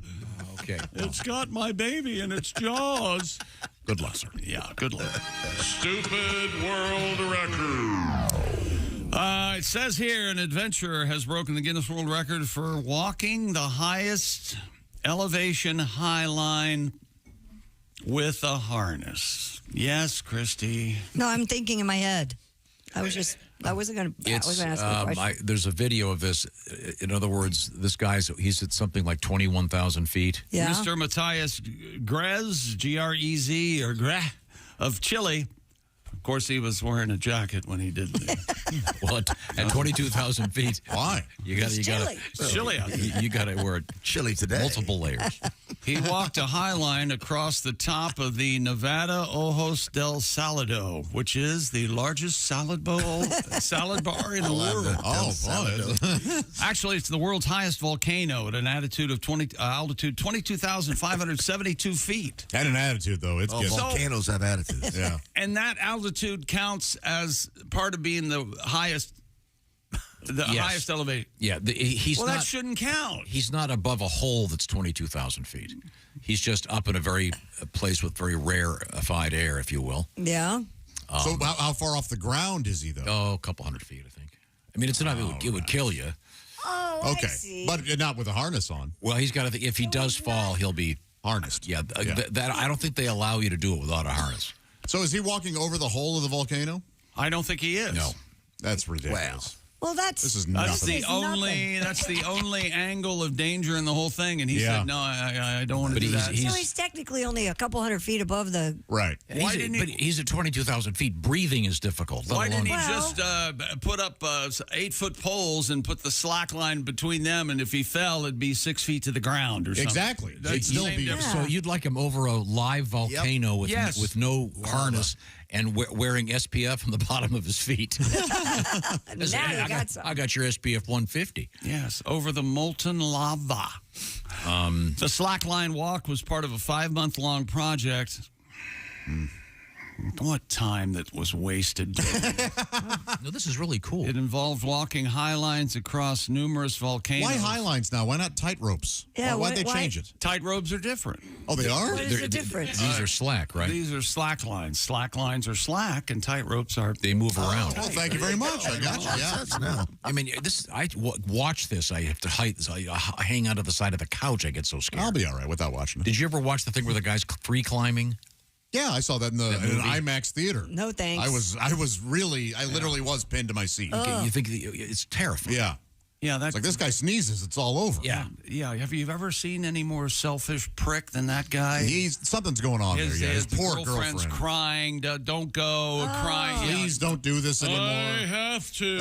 Yeah. Did one of those guys just die or something? Probably. They're always dropping. Yeah. This is part of a documentary about volcanoes called "The Eyes of the Earth, The Call of the Andes." Self-important enough for you, Josh? If Jesus Christ could not walk on water, he'd walk on a slack line. Well, you know, the Call of the Andes, you know what it sounds like? What is it? Hey, senor! Over here! You! You! The Andes. Oh, well, that's where they make the mints, right? Yes, it is. Yeah, right. See, if this guy falls, Christy, Mm-hmm. he's going to be going to be food for the next soccer team that crashes. Boy, that was a grim outcome. Yeah, huh? wasn't it? Yeah. Yikes. So this is really good. This video is really cool. They ate their thighs first, right? Oh, I thought I think buttocks. it was the butt. It was the butt. Oh, the butt first? It's in the butt. I'm munching on that ass. Congratulations for the world record. The highest. It's officially called the highest. The biggest disappointment, I think. Yeah. Highest skyline. Right. Highest. Biggest yawn. Yeah. The largest mound in Because of nothing. where he is on the earth, it's the highest high They've asked line. me to do the highest hairline. Set the bald guy. Yeah. What an opinion you must have.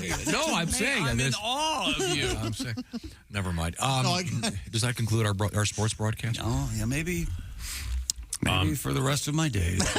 Coming up, you may want to rethink how you flush your toilet. Really? This is very. Am I doing it wrong? How can you do that I really wrong? feel like I nailed it. No, I think you might be nailing something else. It hauls the mail away. Yeah. Fine. It also sort of broadcasts the mail, if you will. Interesting. We're going to find out about that. And then I got to see if I can pronounce this right. Christy, is it polygyno? Polygyno? What? No. A marriage where one man marries multiple women. Oh, it's ideal. Ideal. It's bigamy. It's bigamy. I think it's big of all of us. How did I ruin that joke? We have the survey on that coming up. We have cheeseburgers being thrown at police, and we have this is a new term for me. Have you ever heard of this medical term? Retractile penis. Ugh, that doesn't sound good. Yeah, sometimes called buried penis. Buried penis. Okay. We'll find out about that. Could it also be known as the turtle effect? Kind of. All right. Yeah, that could be. And how does the most popular teenager sleep? We're going to find out. That's right. This is the Bob and Tom Show. Thanks for listening to the Bob and Tom Show this morning. Catch any part.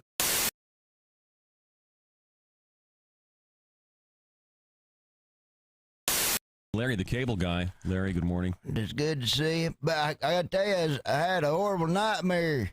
Last night? Last night. Really? Before I come in here, I dreamt I drunk the world's largest margarita.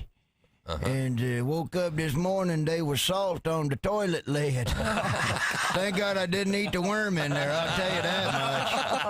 I tell you what, I was madder than a skinhead watching the Jeffersons. I tell you what. Do you wear a thong, Miss Pat? Is you out your damn mind? I have a hard time wiping. What am I gonna put a string back there for? Oh, God. You know what I did just discover? I just discovered the moisture wipes. I had the diaper wipes for grown people. Of course, I used to wipe. They're incredible. It's like a shower in the middle of the day. Yeah. Oh my God, they're so much easier because you know how when you wipe it and the tissue gets stuck. None of that. Everything is smooth. What the hell?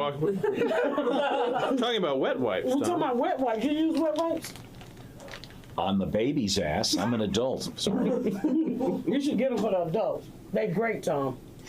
I just discovered them. They're great for fat people. You're getting a text. Well, anything else you'd like to share with us? I'm going home. I'm going to Goodwill. Okay. To shoplift. All right. Shoplifting at the Goodwill. I'm out. I'm out. Bye-bye. Hi, this is Pat Godwin from the Bob and Tom Show. Thanks for watching this morning's show. To listen, just go to bobandtom.com, check out the list for a station near you, or stream the online radio station on our website and the Bob and Tom app. The Bob and Tom Show, on air, on app, and on demand. Now, I know you're a guy that cares about the way you look. You've got a nice suit on. Yes, it looks very good this morning. Bob Zaney, would you rather have a complete set of removable dentures or a full set of fang-shaped teeth? And I'm assuming the fang-shaped teeth aren't removable? Are permanent. Yeah, they're permanent. In other words, your real smile would be I'd rather fangs. have dentures. Yeah. I'll go the fangs because I'll tell you why. My teeth don't show when I smile. Let's see. It's not natural. My whole childhood was my dad going, show your teeth, like that. I look like I'm trying to poop. In every childhood photo. They just don't show, so it won't really matter if they're fangs. Okay? I gotta see some of those. Yeah. I swear to God, my dad, show your teeth, Bobby. It does look like you're trying to once again drop a deuce. I'm sorry, should I say drop a deuce? I want to see those photos. Wow, you're right, though. You can't see your teeth. Look at little Bobby. I know. There he is. The one that really sticks in my mind, we were at the Wax Museum in Buena Park. Sure. Right next to Knott's right Berry by Farm. Knott's Berry Farm, yeah. And we get our picture taken, I think it's with Frankenstein. So you get your photos, and then it's the whole family, and I'm like, yeah, in front with Frankenstein.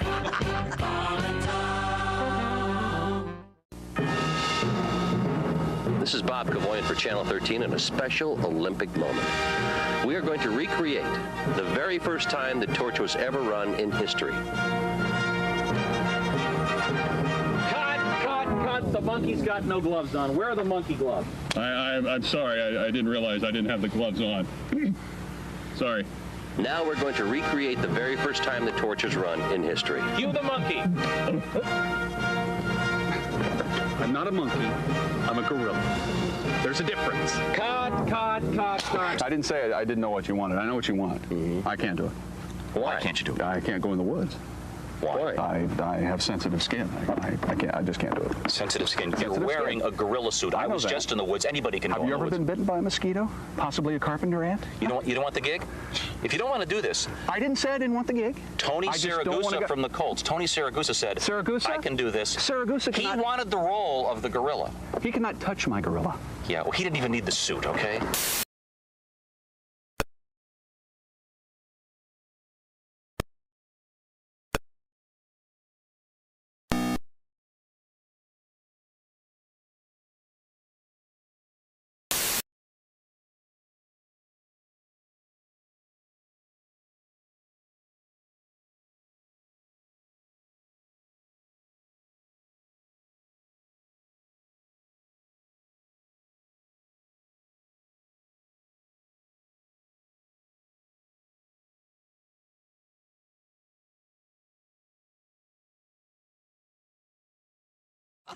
I paid for that? Did I eat it or wipe it on my face? My back hurts. Ow. You never really see that on the menu when you go out to dinner. You know, let's see, I will have the Caesar salad and the Hot Pocket. Tonight's specials, we have a sea bass, which is broiled, and we have a Hot Pocket, which is cooked in a dirty microwave. And that comes with a side of Pepto-Bismol. Is your Hot Pocket cold in the middle? It's frozen. But it can be served boiling lava hot. I'll have the Hot Pocket. Hot Pocket. Tom, I don't know if you know, they have the vegetarian Hot Pocket for those of us that don't want to eat meat but still would like diarrhea. Hot Pocket. And I love the jingle. Yeah, you know, it's a great one. There is the, of course, here we are in the morning. There is the breakfast Hot Pocket. That's true. Yes, I was not aware of that. I can't think of a better way to start the day. You know, good morning. You're about to call in sick. Hot Pocket. That way you can have a Hot Pocket for breakfast, a Hot Pocket for lunch, and be dead by dinner. Dead Pocket. I could go on for hours. Really. I love this discussion. I'm sure you could. And you, of course, when we were talking about the marketing of the Hot Pocket, you did mention the jingle. And the jingle, because you know they worked really hard on that. Oh, sure. You know, it's like, hey, Bill, what do you got so far? Hot Pocket.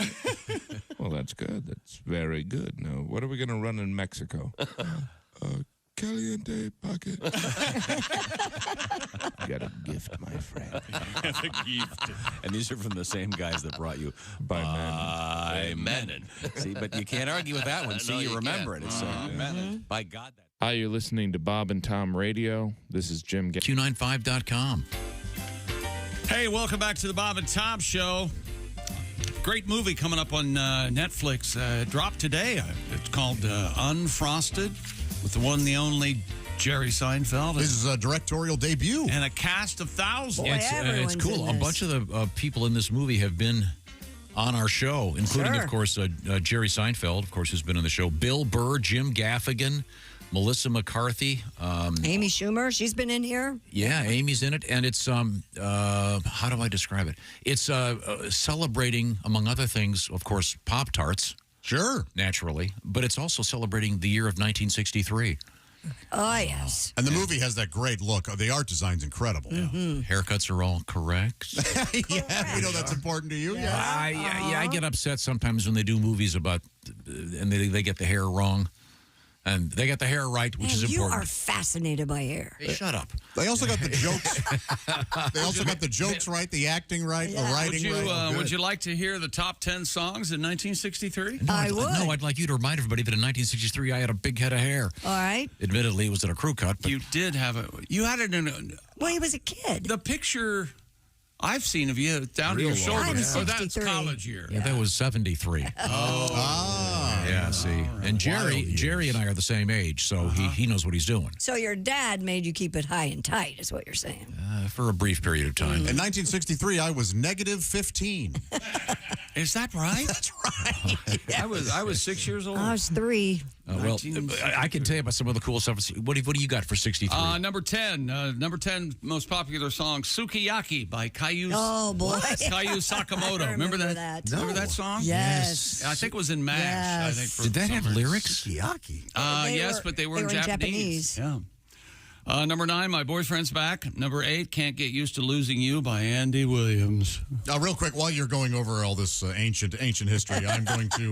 oh, here we go. I'm going to actually cook a Pop-Tart. Now, we should explain that Jerry's movie is called Unfrosted, and it's going to be on Netflix, and it's about the Pop-Tart, the creation of the Pop-Tart, and shelf-stable food. I just want to give everybody a warning here. You know how they give those trigger warnings on the radio now and on TV, which are kind of funny? Yep.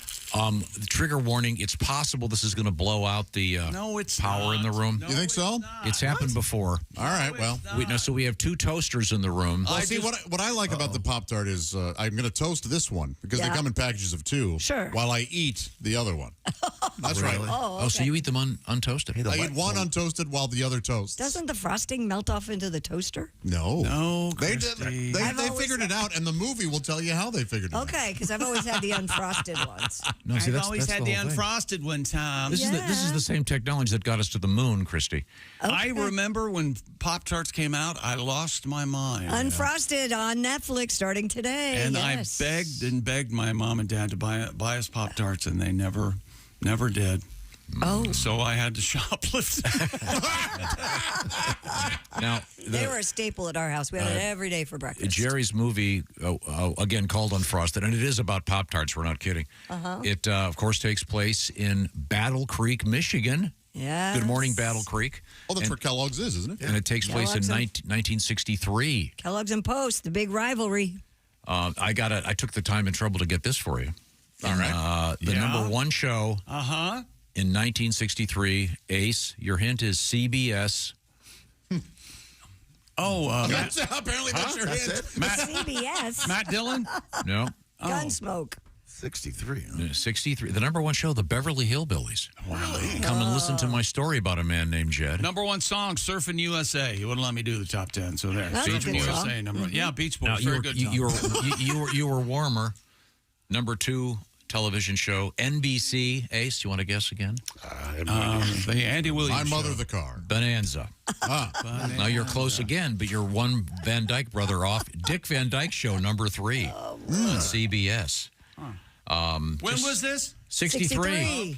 We're talking about 63. 63 was a great year, of course. The great movie West Side Story had been out for 2 years. Oh, boy. Oh, yeah. The great movie West Side Story had been out for 2 years. And I can make a connection there. You can? Yes, I can. I can make a connection They here. didn't eat Pop-Tarts in West Side Story. No, they would have all gotten along. That's because it came out in 61. No, I can make a... Smell those Pop-Tarts. They do smell good. I can make a connection here. Yes. Let me think about this. Yes, Riff in West Side Story was portrayed by the great Russ Tamblyn. The great Russ. I love Russ, and he was a fine artist and great dancer. And Russ, at one point, starred in an off-Broadway production of Bye Bye Birdie, which was released in 1963.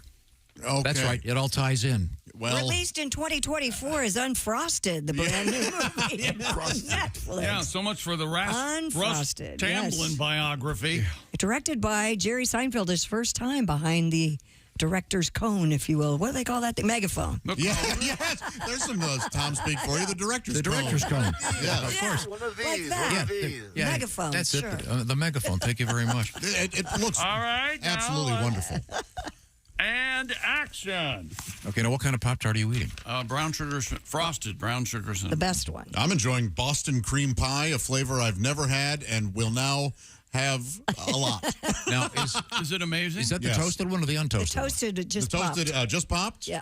So let me get The lights are I'm dimming. going to tell you, I don't normally have Pop-Tarts toasted. I just eat them right out of the package. Yes. This is a whole new world for the chickster. Really? I like them toasted. Yeah, I prefer them to be toasted. Yeah, they're nice and soft and fresh. Do you add butter to them?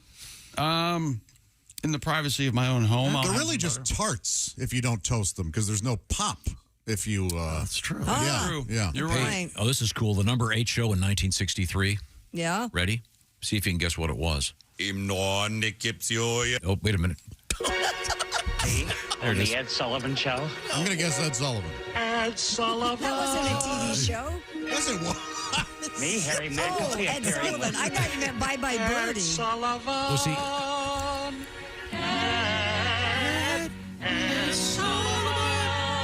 that's the classic what you're saying. Paul Lynde from the movie Bye Bye Birdie. Okay. You really like that, huh? I love that movie, and that's... And there's no stopping Paul Lynde's talents. Shake it up, shake it down, move it in, move it round. Disco, baby. That's Paul Lynde, isn't that great? Disco baby. And yeah, Isn't the Ed that Sullivan great? Show, number 8 in 1963, which is the year what takes place, Christy? What takes place in 1963? The movie Unfrosted. Where am I going to see that? You're going to see that on Netflix, streaming now. Exclusively on So Netflix. as they say, Yes. it has dropped. It has dropped. Yeah. It It has popped, I say. Oh, I like that better. Nice save. Yeah, it has Thank you very popped. much. And once again, good friends of the show, Jim Gaffigan is in this thing. Bill Burr, we just talked to Bill recently. Yes, we did. Jim's doing a big tour this summer. I'm sure he's going to stop by. Melissa McCarthy, Hugh Grant, who should have won the Academy Award for Paddington 2. That's true. Did you see Paddington 2? I did. It is It was tremendous. great. But we're talking about Unfrosted. I've always been a Hugh Grant. Yeah. Not Paddington 2. But that just shows that Jerry said he saw Paddington 2 and said, I want that guy in my movie Unfrosted on Netflix. And I can watch this tonight. Much like Pop-Tarts Yeah, you can watch it themselves, right now. it looks absolutely delightful. It does, yeah. It really Very does. colorful. Yes. Now I'm in Like trouble. my dress. That's right. Hugh Grant plays Tony the Tiger. I'm sorry, I'm busy. I'm eating a Oh, he plays Pop-Tart. Cyril Ravenscroft? Thorough, yeah. Cyril. What did I say? Cyril. Well, that's a drug company. All right. He plays Eli Lilly Searle. You know, I knew this was going to be confusing. I had no idea. Hey, I can bring it all back home. I bet you can. This is going to change my life. What, the Pop-Tart? Ladies and gentlemen, s'mores Pop-Tarts. Oh, yeah. They're real good, by the way. If my little girls see this, I am toast. Yeah, toast. Are they allowed them? He's going to sneak them in. This, yeah, you see, that's the thing. Gotcha. Yeah. I'll sneak these into the house. Sure. Yeah. them in the Oh, this will be car. great. What did you call them? S'mores. Is he saying s'mores or s'mores? It doesn't sound like you're saying it right. There's an apostrophe. I kind of give it a little beat. S'mores. Well, that's wrong. It's on Netflix. It's Unfrosted. Yeah, the race to create the pastry that will change the face of breakfast forever. And boy, did it, huh? Yeah, it did. Do you remember the first Pop-Tart you ever had? Yeah, brown sugar cinnamon. Wow. Yeah, it was wonderful. I was watching. But unfrosted. I was watching the Mickey Mouse Club when I had my first Pop-Tart. Really? I remember that's when I fell in love with Annette Funicello. I don't know if it was her or the Pop-Tart. Yeah. Okay. We had them before breakfast. Okay, last The air was heavy with the Pop-Tart. Last toast. quiz question. No. Yes. Okay, I'm going to give you a hint, Ace. South Pacific. Okay, that's your hint. The TV show was called, now, the same actor, My Favorite Martian. Oh, God. Who portrayed the Martian? Mr. Hand. There you go. Oh, I know it. Exactly. Who portrayed his best friend? Bill Bixby. I wasn't asking. Oh, sorry. You, but that's fine. Well, tell you what, we'll take a break and tell you when we get back. Who portrayed Pop-Tart eating man? Josh Arnold. Oh, good. Jerry Seinfeld's new movie, Unfrosted. Netflix, thank you very much. Ray Walston is the answer. Thank you very much, Unfrosted Ace. This is the Bob and Tom Show. Hey, thanks for listening to the Bob and Tom Show this morning. Get a look at today's show on our YouTube channel.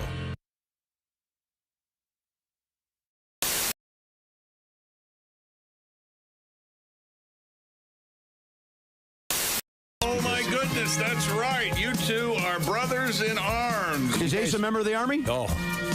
Look at that. Oh, Ace, I didn't know you were in the Army. How many Kiss shows you been to, Ace? Around 300. Oh, my gosh. Yeah. Oh, I just like them. I'm not nuts. Oh, my good Lord, Ace. That's too many. Oh, that's too many. They're friends. Even Peter Criss said that's too many. I'm out. Even the Catman said, give me a break. Where am I? All right, good. I'll tell you something off air now. Oh, okay. Have you been to more Kiss shows than members of the band? I was sitting with Paul Stanley one time, and he goes, "You've been at more Kiss shows than the Ace." When Bruce was in the band. Yeah, then the Ace, yeah. Wow, See? Ace Frehley, that's amazing. Paul Stanley and I had the same sense of humor. You were in the Kiss Army when you were a kid? I was. Well, listen, I'm AWOL. You know that. I couldn't hack it. I was willing to rock and roll all night. I was not willing to party every day. Oh, So gotcha. I'm AWOL right now. There's a 57-year-old man, just like a kitty cat, roaming the streets looking for me. I hear him calling. Can't come home right now. Come on, Ace knows that's Beth. If anybody in the house is going to enjoy that joke, it's Ace. I love that. I'm going to do a Psycho Circus reference in a minute into one guy's amusement. Okay. Not there. You don't think I'm going to bring up Carnival of Souls and have Ace enjoy my humor? Look at Ace! I finally found a guy you can make my stupid Kiss jokes with. Aren't you? These are crazy nights. They sure are. Aren't you like me? Every Veterans Day, you call Jimmy and wish him a happy Veterans Day. I appreciate that call. I put my flag out there. That's right. I put my. So you're now in the Kiss Army Reserve. I am. Yeah, I only go in when necessary, which is not very often these days. Do they still have the indoor football team? No, the team, like a lot of teams that year, went belly up. But they were horrible. They were the LA Kiss, for a horrible name. Yeah. They were a horrible team. Well, I want you to watch Tom's face on this, okay? You know, Tom, that Jimmy was a season ticket holder of the LA Kiss. Wow. I'm the only one that really loved arena football. I went to a bunch of games. My son Oliver and I really enjoyed it. But after a while, when your team always loses, you can't even have fun. There's a shout out again. Oh, they played deuce. Oh, they mixed it up, son. It's horrible. It was an interesting TV show. Remember that? The TV show was great. Yeah. TV show was great. I didn't see the TV show. It was a really good reality show. They did not. The editing was not as fake as other reality shows. It was pretty. Even Gene and Paul admitted the team was bad. Well, they had to. There was documented evidence of it. I believe that's called scoreboard. Yeah, it wasn't. It's not subjective. Like, Dynasty's a bad album. No, it's not, Demon. You're right, Star Child. What does Space Ace think? Let's ask the cat. Don't forget the Yonk. He wrote some of the songs. Now, did you know that the famous Kiss comic book? Yeah, blood. There was actually blood in the ink. Mm-hmm. Well, that's what they said. Well, there's photographs of them pricking their fingers. They show them adding the blood to the ink. Okay. I have an original pressing. You do? Absolutely. So does Ace. You still have that? Yeah. Now, is your young son interested in Kiss? Boy, did I try. I took him to 2 concerts. He went to see Kiss twice. Once at 5. Turns out that's too young. And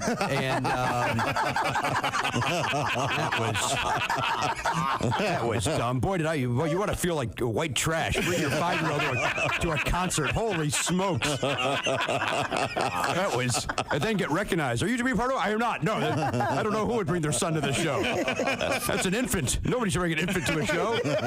Man, that was dumb. Then I took him again at 5.5. I thought that was enough time. 6 months is a long time. 6 months is a long time for a child, isn't it, chick? Yeah, you mature quickly at that age. Yeah, one was indoor, one was outdoor. I said, so let's see how the environment settles. Maybe that's what the problem was the first time. He fell asleep during the encore the second time. How do you do that at a rock and roll concert? That's how bored he was. But son, that guy's spitting fire. Pass.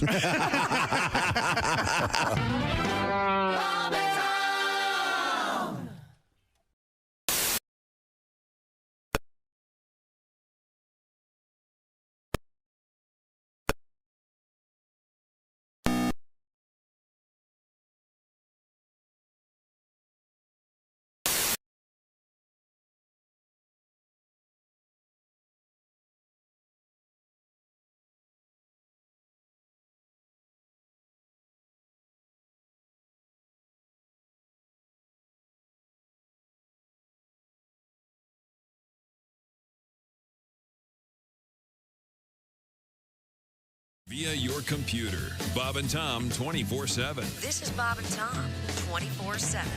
Which is why Tom likes it. Hey, you know, some people just can't grow up. I bought some Twinkies. I bought some ding-dongs. I bought some hoes and some powdered sugar donuts. I poured some sugar in my Pepsi. I had 7 cups of coffee with some fudge. I ate a Snickers bar. I ate an Almond Joy. I poured some sugar on a Milky Way and ate it. And now I'm driving on the freeway. And if you cut me off, I think I'm gonna kill you. Yeah, kill you. I pulled a booger out of my nose. I poured some sugar on the booger and I ate it. Yeah! I'm eating sugar boogers. Yeah, sugar, kill you. Sugar's good. Yeah, beep. He beeped there at the end because that was an answering machine, was it not? Message. Yeah. Oh, we're speaking with Mike Armstrong, comedian, former cop in Kentucky. We're not going to say exactly where you were a cop. We were walking around downtown. In uniform? This guy's laying on the sidewalk. He's laying there going, and I'm like, shut up, you drunk fool. And I got him over to the hood of the car, and this woman walks up, and she goes, excuse me, officer, you might just want to let him lay there. He just jumped from the 10th floor. Oh,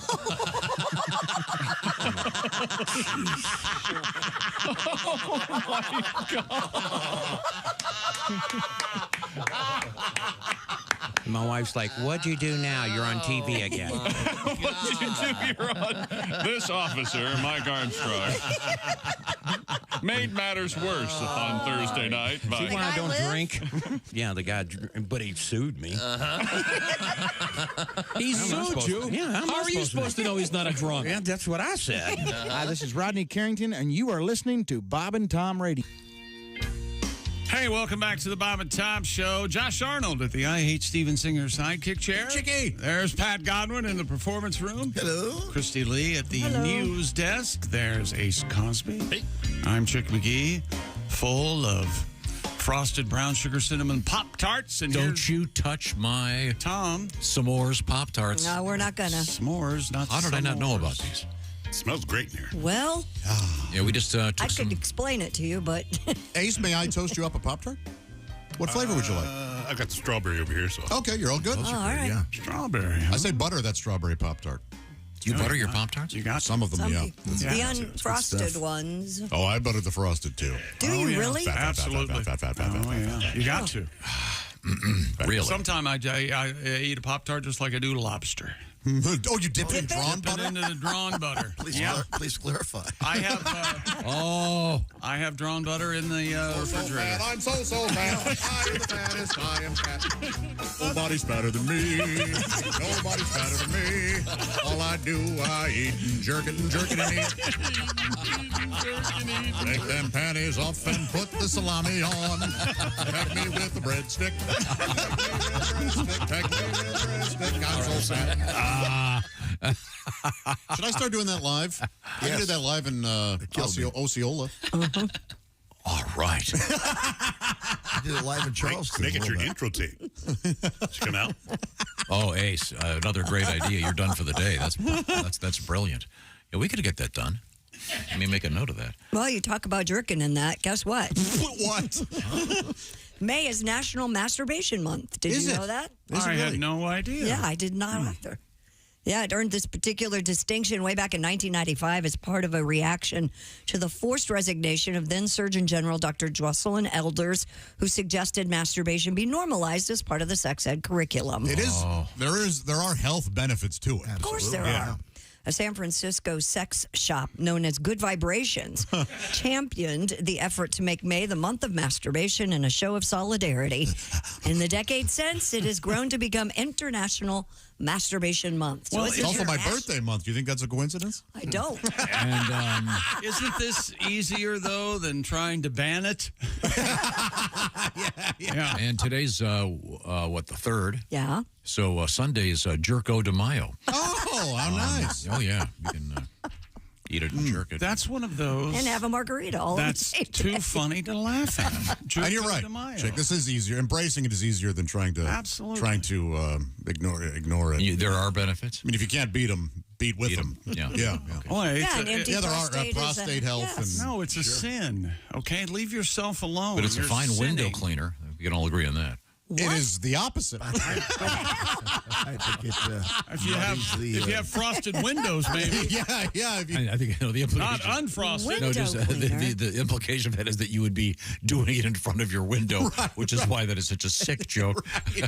But the fact that you knew that it was a bad window cleaner, well, is anybody even worse. We have received a suggestion from listener Linda. Hi, Linda. She's enjoying the Tom Speak, and she said to herself, hey, there's a game show here somewhere, and I've been doing it wrong. So I'm going to give you the Tom Speak, and then you tell me what the person was trying to say if you follow the way I've drifted. Okay. I see. Now, and once again, Tom Speak is when I can't think of a word. I'll just sort of do some descriptive round around the course of what I'm saying.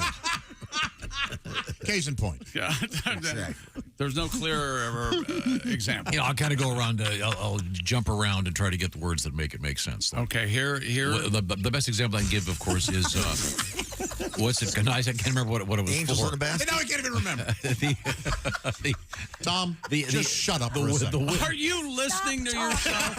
The wind cooker. The wind cooker for air fryer. Right. Okay, Okay, here's the phrase, the Tom Speak phrase. Ready? Yep. Every 24-hour live session. What were they trying to think of? Every 24 a day? A day. Wow. Every 24-hour live session. But I can see that how that works.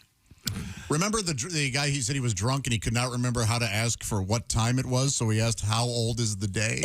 That's so good. How old is the day is very classy. Yes. Here's the Tom Speak. Berry garden. A cemetery? A cemetery. Yeah, that makes perfect sense to me. It does? It does? Yeah. It is more of a garden than a... And Yeah. finally, this is a tough one. Cloud sugar. Snow? Nope. Hail? Cloud sugar. Okay. It's not hail? Something sweet in the a good smell? I'll give you a hint. It was Cotton candy. Cotton candy. Cloud sugar. Cloud sugar's very good. That is good. Cloud sugar. I can see that. That's really good. Wow. That's a good game I show. was at the State Fair. I got some cloud sugar. Yeah. All right. You know, that cloud sugar. And I got a finned prize and goldfish. And Yeah, cloud sugar that'd be a good name for a band. Cloud sugar. Sounds sort of stoner. Man. wouldn't that be a good name, a good pet name for your imaginary girlfriend? Cloud Sugar. Hey, Cloud Sugar. Hey, Cloud Sugar. Oh, hello, Cloud Sugar. Tina Glass. Where's your imaginary girlfriend from, chick? She sounds like she has an accent. Sounds like we're doing a little... Encinitas? That's near San Diego, Tom. Cloud Sugar sounds like a band that would open for Bread. Oh, they're I Cloud love Sugar. Bread. If a And my picture hiking takes boots. 1,000 words, then why can't I punch you? Oh, it's not pain. It's not punch. There's It's no pain. domestic violence in bread songs. Oh, Except that you want to punch anybody that's You near look you. at David Gates in the eye. It's there. Oh yeah. Baby, I'ma want you. Baby, I'ma want you. Baby, Yeah, I'ma that's need you. that's a bad one. Yeah. I love that one. Oh, look at this. Oh. Listen to this.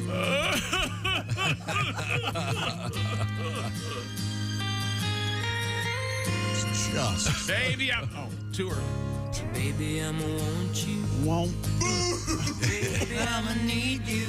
Oh. The only Baby. one I care enough. All right. No wonder Ronnie James Dio was sitting around. Yeah, I need to do something. Yeah. I can't. We can't have this. Baby, baby, I'ma talk. I record my visit to the bathroom. Baby, I'ma had a stroke. Was there ever like a bill the that 70s. had all the food bands? You know, the cranberries, cream, bread, bowling for soup, Red Hot Chili Peppers, corn, meatloaf.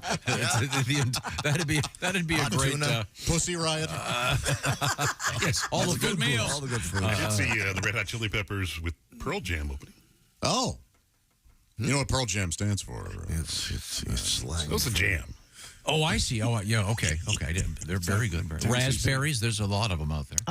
That'd be a great festival. All the food bands. It's gonna be kind of hard to do these days, though. Yeah, they're all gone. You know. Jack Bruce. You know what the warm-up act for all the food bands are? Huh? Canned heat. Oh, nice. You mean canned heat sounds like a automism for sterno. I mean, essentially, that warms up all the food. Exactly. Did you hear what he was bemoaning the fact that Jack Bruce died from cream 70 years ago? He'd be 108. No, Pat and I flew to London to see Cream. I don't care. Jack Bruce was still alive then? Yeah. Of course he was still he sat alive. on a stool, but he was alive. Oh. Well, isn't he a drummer? No, that's Ginger Baker. Oh. That's what Pat and I, the funniest thing I think I've ever seen at a concert, all of a sudden, Eric Clapton turns to Ginger Baker, and Ginger Baker does a quick commercial for the T-shirts. T-shirts, yeah. I'm not kidding. They know where the money is. Took a little bit of the momentum out of the show. Oh, by the way, this shirt that I got on, you can buy it back at the... It was like a comedian after a great set suddenly trying to sell his merch. I resemble that remark. Now, we need a teaser out of you, Miss Lee. A teaser out of me? Well, men are 6 times more open to what relationship than women? Anything other than being married? Oh. Well, it might be being a more three-way. Yeah, it might be. And we have a buried penis in the news. That could be a condition you suffer from. And now you have to. It's not. What? It hasn't been separated from the man, by the way. Oh, you don't cut it off and then bury it? No, it's buried in his body. Oh, I thought it was buried in someone else's body. Oh. It's not in a beaver, Pat. Now you be quiet. I was buried in a beaver. Well, honey, time for me to bury it. Got buried a bone.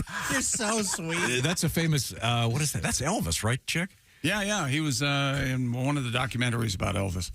They asked him, "Hey, King, did you see the rocket launch this morning?" He goes, "Oh, hell no. I was buried in a beaver." Buried in a beaver. Then that's the king. Oh. And then he goes, "Oh, hell, is that camera on?" And we also have audio emojis coming up in the news. Guess which ones. That's the eggplant squirting. Now, it's time for us to do a apology. We'd like to apologize for the last time we tried to make an announcement about Steven Singer Jewelers. I think it went a little south. So we'll try to do this with a straight face. Christy, you can help if you want. The rest of you cannot. Steven Singer Jewelers. At last, Okay, that's Steven the Singer bracelet. has come along. What is it? At last. The beautiful- Nice, the beautiful vintage bracelet. How about this, though, Tom? Look, bracelet. Steven, I'ma hate you. Steven, Baguette I'ma hate you. I mean, for the I Hate Steven Singer website? No, it's confusing. Oh. Let's just go with IHateStevenSinger.com. And why do you go there? Because of that rose Christy Lee is holding. And as you know, the run for the rose is, of course, tomorrow. Yes. But this is a rose that will last forever. It's dipped in 24-karat gold. This particular one is known as the red wine from Steven Singer Jewelers. And it's got a beautiful burgundy red rose with petals. Yeah. And then the leaves there on the stem are a delightful forest green. Even on the back, you know how the roses have the green? Oh, and that, it's I mean, beautiful. this is beautiful. And you can grab one of these.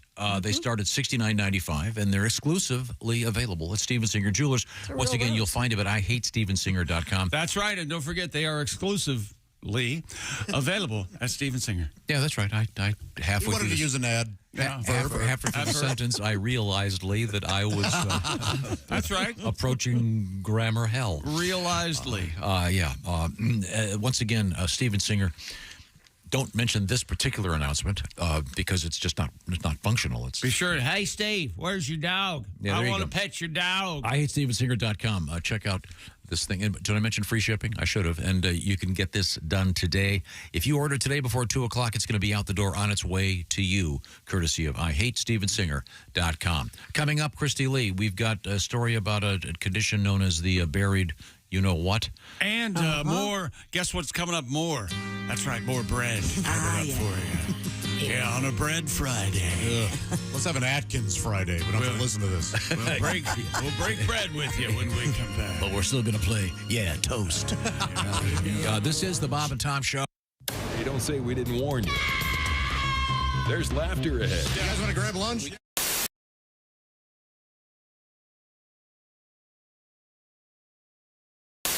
The steroid era is about to start entering the Hall of Fame. I think so. Might happen. Let me grab Can you that. grab that? Okay. Hello, Bob and Tom Show. Hey, Hey, Jake, it's Babe Ruth. Hey, the Bambino, the Sultan of SWAT. You're in the Hall of Fame, right? Sure is. Yeah, sure, Dad. You know, we don't get the best reception up here in heaven, so let me get this right, Dad. I heard we got a pudgy old bag named Raines headed to Cooperstown. Well, never mind. Why bother? Yes, you're Hey, correct. they've lowered their standards. I knew it was bad when Cobb didn't go to bed for the last 2 days and still washed his sheets.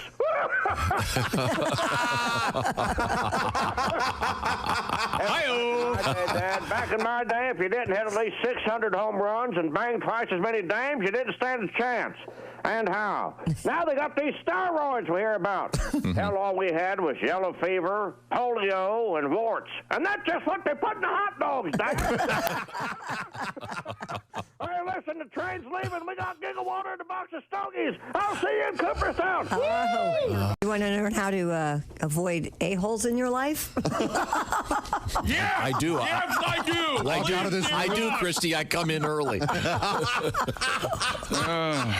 Apparently, there is a gentleman, Robert Sutton, a professor of organizational behavior and engineering at Stanford University, has written 2 books about a-holes and how people can survive them.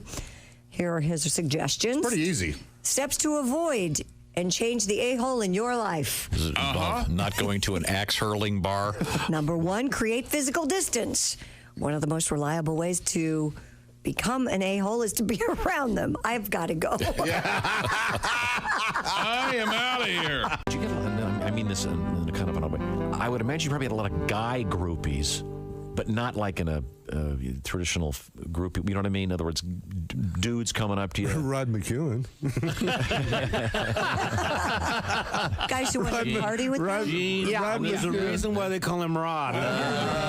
Rod waited for us in Hawaii. We were on our way to Australia, and Rod heard we were coming to, stopping in Hawaii. Mm-hmm. He waited. At the airport? He missed it. Yeah, at the airport. He missed his flight to meet us because he thought we were one of them. Oh, that's interesting. Because of the bits we did. What I meant was, as Christy, in other words, you guys are like, clean it up now. I want to party with these guys. Party with these guys. I mean, I imagine that'd kind of be a buzz. Kind of be a burden though after a while. Oh no, it was we just like, I don't think so, man. We got a lot of bits from these parties. We went to one party very early in our career. I think it was in Rochester. Yeah. And this one guy brought he was a blues collector, and he brought his famous, never heard before, Lightning Hopkins disc. And he had it on the turntable. Oh, no. Very carefully put the needle on there. And he sat down with his eyes closed, and some party guy ripped it out. Threw it on, put another record on. So that was cool. That one. Remember that one? That's where we got Earache My Eye from. Oh. Hey, that's my record, man.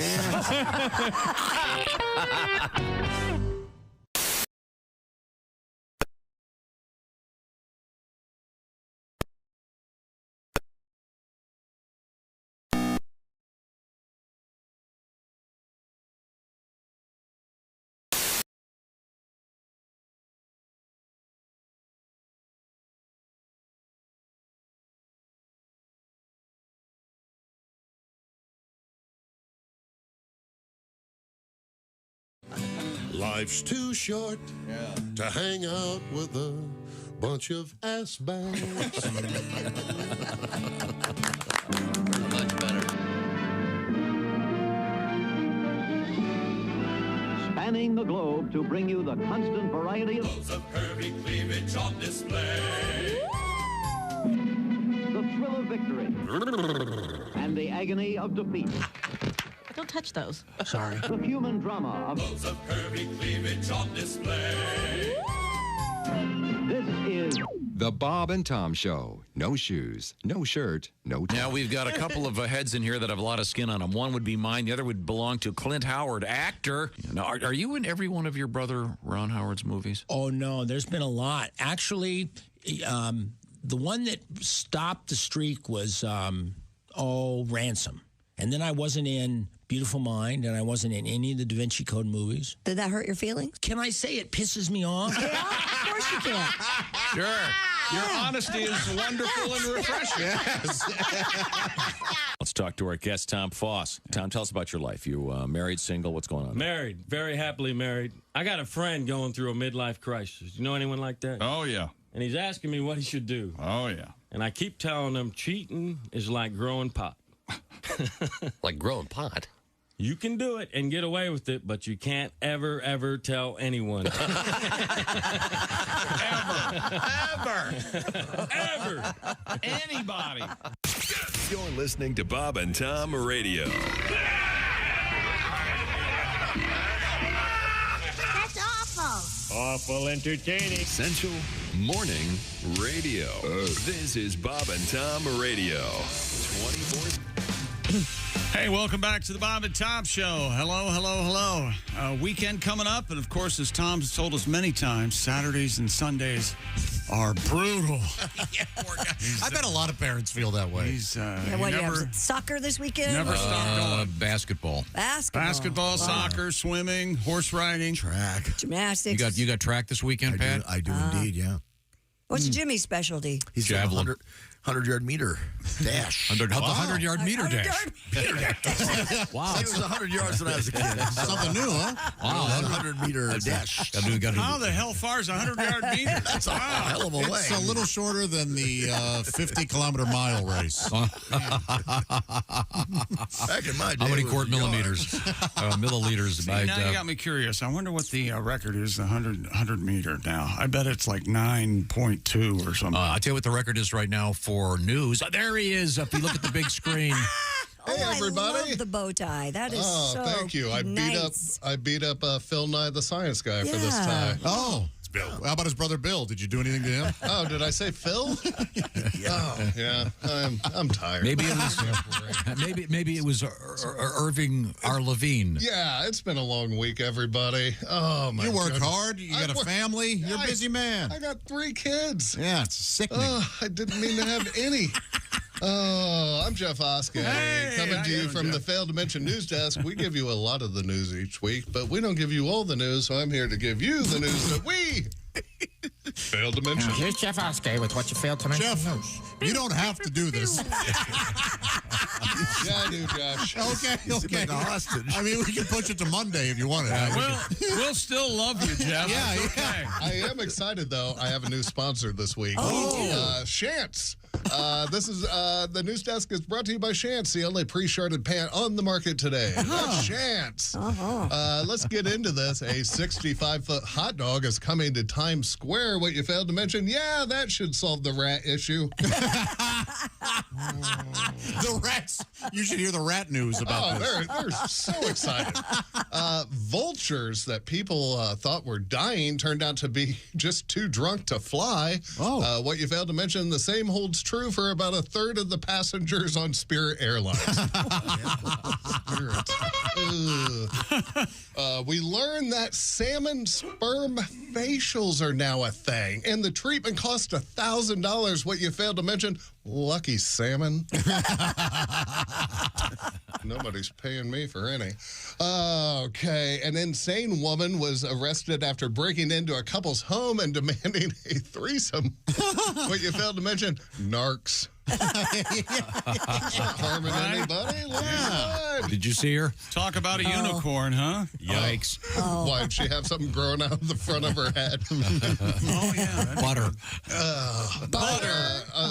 Butter comes out her pores. What are you trying to say, Tom? Was she She's fat, a big fatty? woman. She's so fat. She's so fat. And she is ugly, too. She's uglier than me. Fat and ugly. She's Is she running fugly. in the race this weekend at Churchill Downs?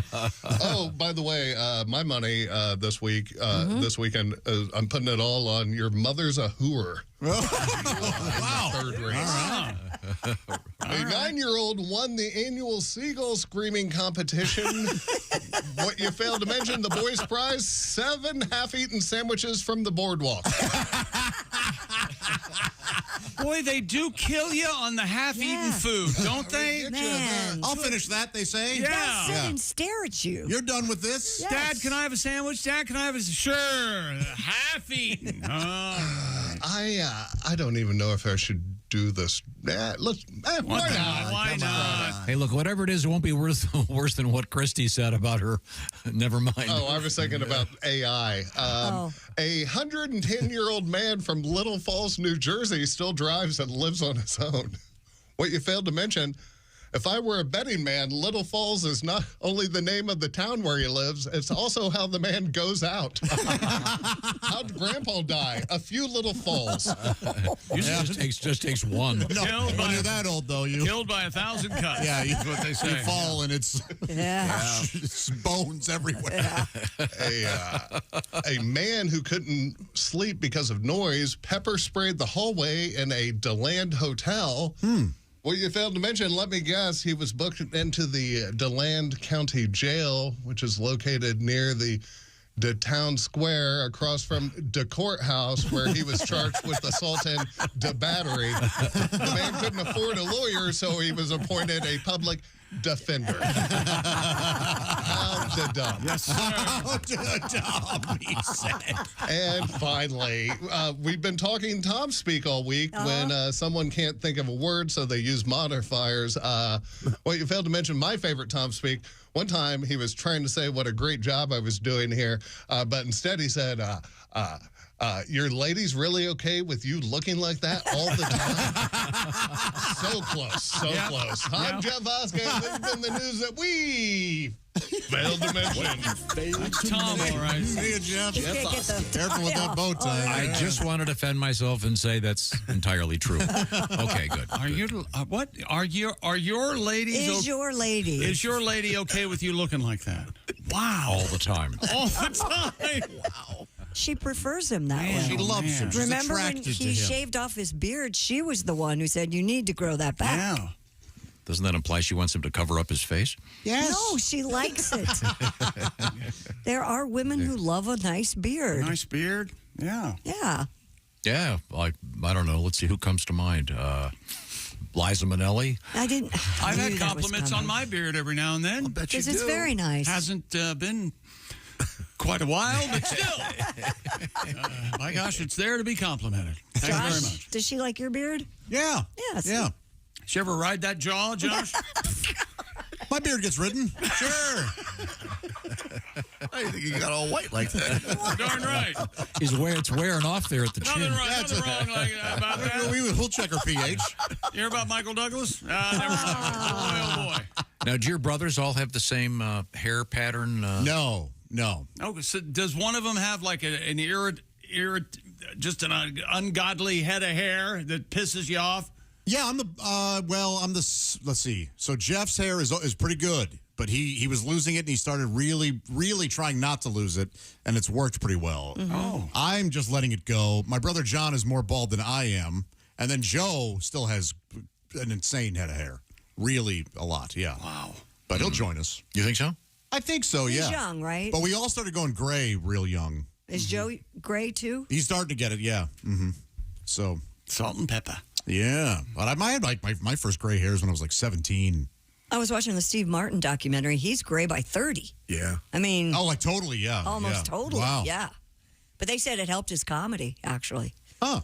Yeah. He looks the same. Why? Yeah, because he looks the same forever. Yeah, that he was and 60 when he was 30. Because of the comedy he was doing, he needed an older look because it was so juvenile to begin with. Oh, yeah, sure. Yeah. Right. Right. If he had been wearing silly suspenders, and it would have been like, oh, this is just a silly. It's not a distinguished. Right. Yeah. Oh, that's fun. It's interesting. Very good. Very good. Now, we were talking about this movie coming out on Netflix. Is out, I guess, already. Now that I look at the clock, dropped today. It's Jerry Seinfeld. He's behind the camera, as you say, and on it. Mm-hmm. And it's called Unfrosted. It's about the creation of the Pop-Tart. And we enjoyed a bunch of Pop-Tarts this morning. I have my box of s'mores Pop-Tarts I will be taking home and testing on the girls. Oh, now. Are you going to cook them over an open fire? Oh, please do. It had occurred to me. I have a nice outdoor fireplace? Sure. Just Put them on a stick. No, just hold them. I have those. I do have those marshmallow prong sticks. Do you have those? No, I don't have an outdoor fire facility. Well, you just got all of us outdoor fire. I know, and I didn't get one. You're kidding me. No, I'm not kidding. You can have the one you gave me. You want the one you gave me? No, I want you to have it. Run to Goodwill real quick. Wow, that is just cold. I love that. I was surprised they took yours after I dropped mine off. You'd think they'd have a limit on how many. Do you have marshmallow sticks at your house? I don't. Ace? No. We don't have small children. Yeah. Well, I have some long. You remember, as Christy put it so eloquently one morning, we all stopped having kids at the normal time. You remember that? Yeah. So sorry. That's okay. Don't be sorry. It's fun. I do. I've got them. But nobody likes when I stand in my driveway and yell at the neighbor kids, "Come make s'mores with me!" And they said, "Put your pants on first, mister." Hey, Mitch, Sherry, can I borrow your kids? Okay, no, I have You're trying to think of kebab sticks, is what you were thinking. No, kebabs? it's for grilling. Right, they're kebab sticks. It's got 2 prongs in it. Right, you're talking about the stabby. Yeah. Oh, yeah. Now, I have got a question for you. When you make s'mores, do you let the marshmallow catch fire? I do. Yeah. Or do you do the lightly roasted? No, I like it to catch I kind of do both because some people like the. Fire. I don't like the blackened marshmallow. Oh, No. I do. Crunchy. I'm surprised they allow blackened marshmallows in your neighborhood. Isn't that funny? I'm just saying. We will move forward here. We have Christy Lee at the news desk. Have we missed anything? Yeah, I learned some new words today. Oh. You're familiar with the word polygamy, right? Sure. What does that mean? It means when you stub your toe and the nerve centers of your brain. Am I wrong? You're right. Oh. Is polygamy just multiple people involved in one marriage? Correct. Is there a Two gender, polyamorous. gender specific numbers on either? Now I learned the term polygyny with an N, which is one man who marries multiple women. Polygyny. Yes. Okay. And then there's polyandry. Ah. Do you know what that is? It's a doll that is neighbors with Polly Pocket. No. Oh. Polyandry is when one woman marries multiple men. So you see the difference? No, it's polyandry and polyanny, right? I think so, yeah. Yeah, they're dolls. New research indicates that men are 6 times more open to the polygynous or polygamy relationship. What? Why, guys? Not enough noise coming from the one? So men are more apt to have a polygamy relationship where women are like, I don't really. Oh, no, in other words, it's if I'm understanding what you're saying, a man is more likely to want to do the one where there are multiple women, And right, as opposed to the one where there are multiple men. Right. Scientists conducted multiple studies, found 20% of participants were interested in these relationships. 10% were interested in the polyandrous relationships, which would be the women, while monogamy, of course, was favored. Yeah, you don't want to get involved in a group project like this. Christy, just say that you and 4 other women are with some guy. Yes. Now, am I right when I say that at least one of the girls isn't going to be pulling her weight? What does that mean? In what way? Like, do you mean she's just kind of sitting around not doing just whatever? Not because you got the chores, you got servicing the man. There's going to be the one that's just not out there pulling her weight. What wives do? The chores, servicing the man. Usually on television, these relationships, they each have their own homes. Oh. And the guy will rotate between the homes. Am I right, Ace? There was a show like that. Yeah. Yes. Was it, what did you get, a lottery winner? How do you have multiple homes? I'm just telling you. Okay. Wasn't that on Big Love or something? Sisters, wives, or something? Yeah. Sister wives. I don't want a relationship where I have to have 4 or 5 wives. I don't want a relationship where I need an HR representative.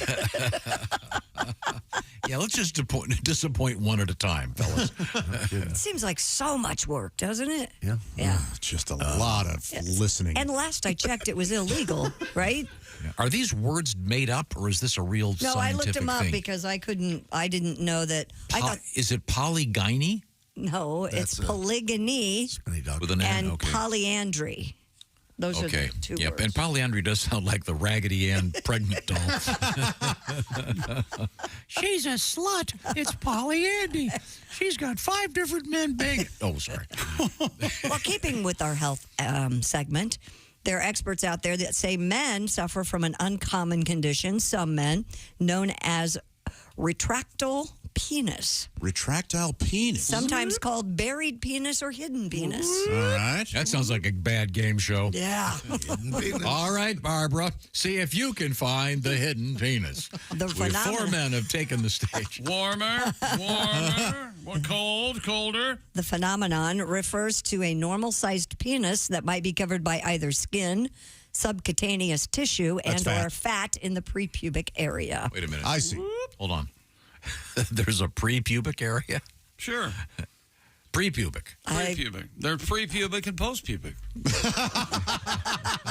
You don't know this? So you get to, Did you sleep during biology? I got to the show early so I could be in the pre-pubic area. The pre-pubic area is just below your belly button, and the post-pubic Is your butt.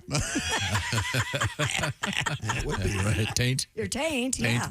Sorry. Dr. Hannah Patel noted that some men with buried penis are unable to achieve an erection or find their erections are quite painful. Is this 'cause find it. Is this because it's buried in your own blubber? I guess. Kind of. Yeah, for some, yeah. Some who can achieve a normal erection may find that, quote, the tissue might rise, but the penis may not protrude beyond them. Wow. Yeah. What could you describe that person, Tom, if he had too much Because weight the condition is related to have his penis... Obesity? obesity. Yes, that's correct. And that all, I mean, I would think blood flow also has something to do there with if you're, Yeah, and it's different than micropenis. This is a whole different condition. Right. The penis is not itself. Right. It's the right size. It just, There's too much blubber there. Well, we like to say I did not- subcutaneous tissue. I did not choose this story. I just want to go on record. I know. So you have to find a woman that has an outie vagina. Prolapsed, I think, is the word you're looking for. Now, what did we learn? Yeah, we learned a term for Telescoping. that. Telescoping. Yeah. I'm not going to tell you why we learned that phrase.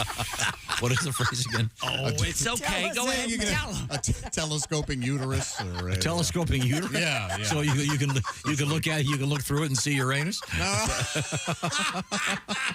Is that really a phrase? Are you kidding me? No, it's a medical phrase. A telescoping uterus. Yes. It is. Hey, let me tell you about Simply Safe. Yes, the do-it-yourself home security system. You design it yourself. You install it yourself. I did it in about 20 minutes, maybe a half hour. I've got my camera set up. I've got my sensors all set up. I got a temperature sensor in the garage, so I know how cold it gets in the garage, just in case.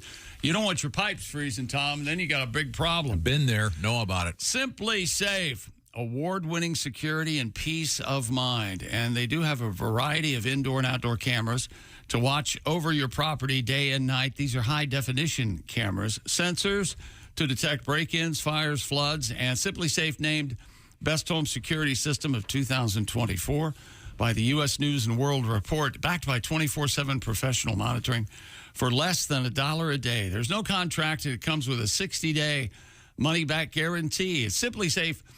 Will give you, and already many Bob and Tom listeners have said they have real peace of mind, and I do too, and you'll want to have it. Get 20% off any new Simply Safe system when you sign up for Fast Protect monitoring. Just visit simplysafetom.com. That's simplysafetom.com, and remember, there's no safe like Simply Safe. Thank you very much. Coming up, we're going to have our official Kentucky Derby report from someone who actually knows what they're talking about. I just got this message. Do not bet in the third race at Churchill Downs tomorrow. This is apparently very slow. Rotary phone. Do not bet on rotary phone. This is the Bob and Tom Show. Just got to get a hold of us. Call, fax, mail, or email. Get all the contact information you need at bobandtom.com. This is the Bob and Tom Show.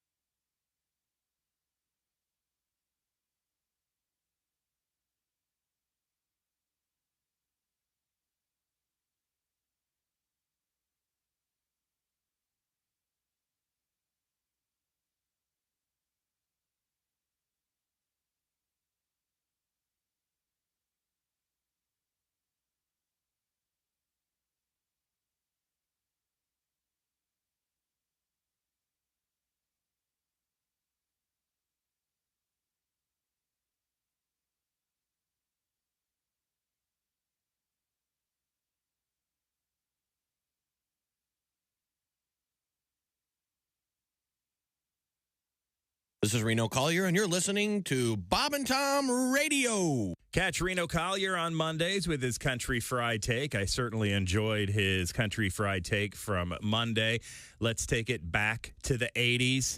It was wonderful. If you've not heard it, I highly recommend you check it out on bobandtom.com and our archives or YouTube channel. That's Reno Collier's Country Fried Take from Monday. Let's go back to the 80s. Man, isn't that true? And we always know that you are tuned in for what's happening today, and we will continue with that when we come back here on Bob and Tom Radio. I'm Chick McGee with your Bob and Tom Sports Update. Obi Toppin scored 21 points. T.J. McConnell had 20 and 9 assists. And the Pacers won a playoff series for the first time in a decade, beating the Milwaukee Bucks in Indianapolis, 120-98 in Game 6 last night. Pacers will face the New York Knicks in their Eastern Conference semifinal in a decade. Indiana's milestone victory came exactly 30 years after it swept Orlando 3-0 to advance in the NBA playoffs for the first time in franchise history. In Philadelphia, Josh Hart made a go-ahead three-pointer from the top of the arc with 24.4 seconds left, and the Knicks beat the Sixers 118-115 in Game 6 to advance to the Eastern Conference semifinals. Jalen Brunson had 41 points and 12 assists to lead the Knicks, who move on to face those Indiana Pacers. Game 1 is Monday night in New York. Tonight, NBA playoffs, Cavaliers at the Magic. Cleveland owns a 3-2 lead in that best of 7. And the Clippers at Dallas. The Mavs own a 3-2 lead in that series. Major League Baseball interleague action. San Francisco over Boston. Texas beat Washington. American League winners, Baltimore and Houston. National League, Miami and the Mets. NHL playoffs, Toronto beat Boston 2-1. I'm Chick McGee, and that's your Bob and Tom Sports Update. Ladies and gentlemen, Bob and Tom. You guys know who I think the stinkiest? The guy who wore cologne in here. Oh, yeah. I had him leave, and Tom would rather have him on the show than me. Yeah, sure he would. That's the lesson I learned that morning was if there's something wrong, the guest stays. That's right. The permanent cast member can go F himself. Yep, that's right. Now, the truth is, I didn't know that anything was wrong. You are you don't gaslight this situation. No. The truth is, we all know what the truth is. Yes. Okay. We know what you were afraid of being called. What you're afraid of. Bob and Tom in the morning and highlights all day long. The Bob and Tom Show, weekday mornings at 6 a.m. Eastern on Bob and Tom 24/7. All day, all night, all Bob and Tom. This is Bob and Tom 24/7. Morning, Bob and Tom Show. Yes, if I could just have a few minutes of your time, I'd like to speak with you today about the joys of water sports. Is this Bob and or Tom? This is this is Bob. Yeah, perhaps you already own a boat. However, this is a wonderful opportunity for you to upgrade your boat. Shut up, Randy. Read the script I wrote. Upgrade boats. I want them to buy one. I've almost got him, Donnie. Okay. The badass wave buster, beast on the water. And tell Chick he looks thinner and he'll buy it. You get a free tube if you're not a lard queen or like pork. I ain't even gave my pager number, man. Donnie, all right, I'm not going to do this anymore, Donnie. Get back to work, Randy. You screwed it up anyway. Morning laughter just might be the best medicine. No matter how hard I try, can't keep my hands off my face. Bob and Tom Radio.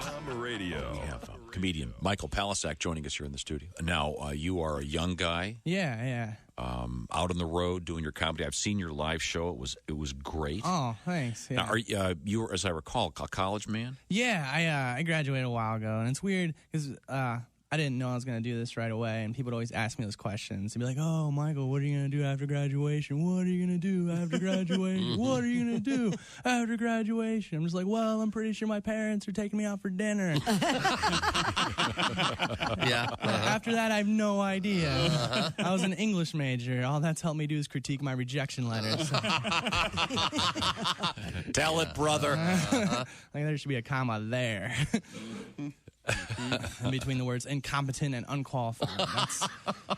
separate adjectives. Sad. What are your friends doing from college? I don't know. One of my friends, I remember he was really into science. One of my friends at school, one time he's like, Michael, I'm going to get a tattoo of an atom on my arm. I was like, wow, that's going to be really small.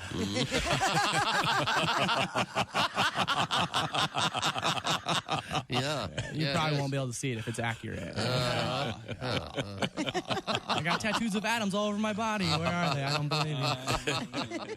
Yeah. Rick Schrader is our guest, and Rick is on his, well, frankly, you're on your second marriage. I don't know if I should bring this up. Yes, I am. Maybe men and women living together is just too much anyway. I think, it's just too much pressure. I think men and women should live around the corner from each other. Much better let you call each other up every morning. Hello, you being a jerk? Yes, I am. Click, right? Go to a movie, instead of getting up every morning and spinning the big pain wheel. Today's mind game, vague remarks about your failures at work. Hey, all right. Hey, this is Henry Phillips, and you're listening to Bob and Tom Radio. What's going to happen? Hey, welcome back to the Bob and Tom Show. We're all here. Looking forward to that weekend. There's Ace Cosby, Josh Arnold, Christy, Pat's here. I'm Chick. Here's Tom. Well, thank you very much, Chick McGee. And it's time now to get right to it.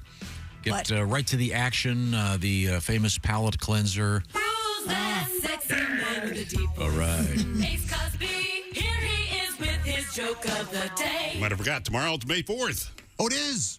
Star Wars thing. Oh, yeah. Star Wars fans, they don't smoke cigarettes after sex. They don't? They Chewbacca. That was Ace Cosby's joke of the day. I approve. That was, in some ways, that was thrilling, wasn't it? Well, Chick, what Jedi became a rock star? What Jedi became a rock star? I don't know. Which one, Ace? Bon Jovi, Juan Kenobi. Bon Jovi, Juan Kenobi. I love it when you crack yourself up. Lightsaber through the heart, and you're to blame. Legendary. You give the Force a bad name. I'm a Jedi. Yeah. On a spaceship, I ride. There you go. A spaceship. On the Falcon, I ride. Hey, this has just written itself. Wanted. I like that new Bon Jovi song. I know you told me that. Yeah, it's a good one. Hey, Tom, guess what's back in theaters today? Star Wars Episode 1, The Phantom Menace, which introduced the world to Jar Jar Binks. I think it's the 25th anniversary. In the theater. You know what Jar Jar Binks' favorite meal is? What's that? Miso soup.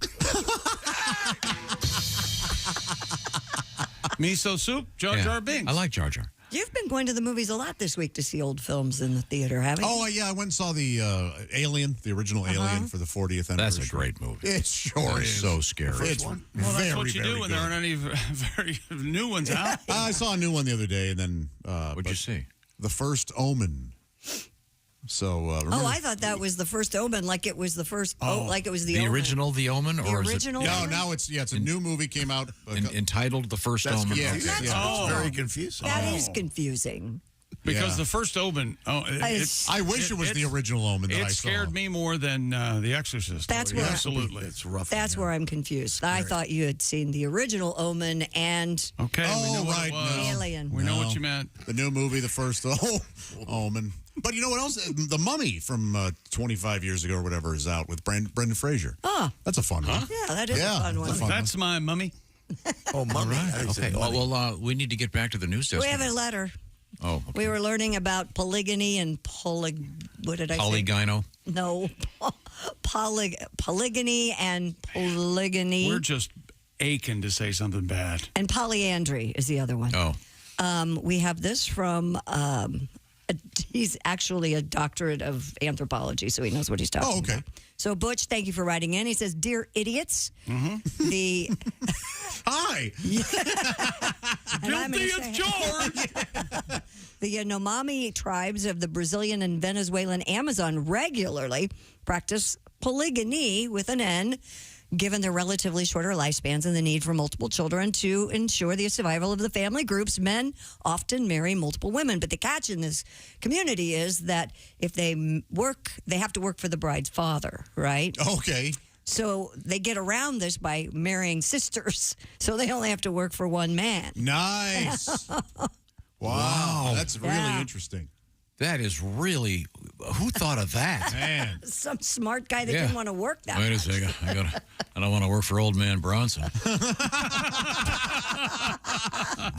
I guess I'm banging Holly's sister. That was like an old trope, wasn't it? Where like in the 50s, you would marry a woman and then go work for her dad. Yes. Like you see that in a lot of movies and stuff. Mhm. Wow. Oh, yeah. What if Thank that you, was Butch. the rule? If that were the rule, what would your husband, if he worked what your dad did, what would he My be doing dad now? was a biologist, worked in water pollution control, so he would be out in the field doing water sampling and doing that kind of stuff. That's what my dad did. Poop water or... Well, some of those lakes and reservoirs are poopy. That sounds like that lends itself to a lot of farting around time. You know what my dad used to say? I get paid to fish a lot of Great Lakes. Yeah, that's awesome. Now, speaking of farting around, this is the perfect segue to the emoji story. Yes, it is. If I could find... Oh, here it is. Google is rolling out audio emojis to Android phones. Exactly. That's, Josh is holding up his According to needs CNET, new battery sound effect machine. there are 6 sound effects to choose from. Oh. Including the fart noise, which we just heard. The other That's not a sounds... fart noise. You want to hear a fart noise? Yes, please. Okay. No. Don't even try. The other sounds include clapping hands, All right. face with tears of joy, which would be laughter,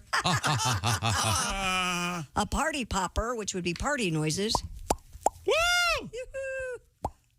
Crying face, which would be womp, womp, womp, womp. That sad trombone. I'm so tired of that. Well, I'm just telling you what the audio I know, but emojis are. that is so. Anybody that goes wah wah, that's the hackiest thing you can do when talking to someone. And then we have the drum rim shot. And it hurts my feelings. Oh, Lord. Without Greg on. The noises can also be played directly during a phone call. Don't do this. A later Hilarious. version of the audio emojis are available on the phone by Google. Using the Please Google don't app. use these. Some funny stuff, man. No, this is, but it's only Android phones? Yes, only Android. Hey, by the way, Apple, you have ruined the recorded message. I like to send, my brothers and I like to send audio messages to each other. Yes. Something very silly, sometimes awfully offensive. Mm-hmm. And now when it appears, the words appear underneath the notification that you have an audio thing to listen to, and it gives it away. Can you turn that off, Chick? I think you can probably turn that off. Yeah. I think I'm going to a flip phone. Well, these things aren't fun anymore. I'll All tell right, ya. why don't you just get a jitterbug and get away from us? He might be. You can only make calls. Oh, That's all it does. You might be onto something. The profits for the iPhone for the Apple company down 10%. It's one of the worst since pre-pandemic. They'll be okay. Don't you worry about them. I'd like an emoji, an audio emoji. I got to think this through. An audio emoji of me screaming, and then there's the sound of a crash, and then a dial tone. That's not so it's as funny. though you. That is funny. No, not if you're the recipient. You want people to miss you, don't you? Yeah. Do you know how to hang up on someone, Josh? This is something I invented years ago. No, what's the best way? Whenever you want to hang up on someone, hang up when you're talking. Oh, sure. Oh, yes. That's very realistic. Are you kidding me? Very realistic. Yeah, in other words, You've totally done this to me. No, he'll be going, well, anyway, I thought, maybe we can talk about it Monday because, Tom?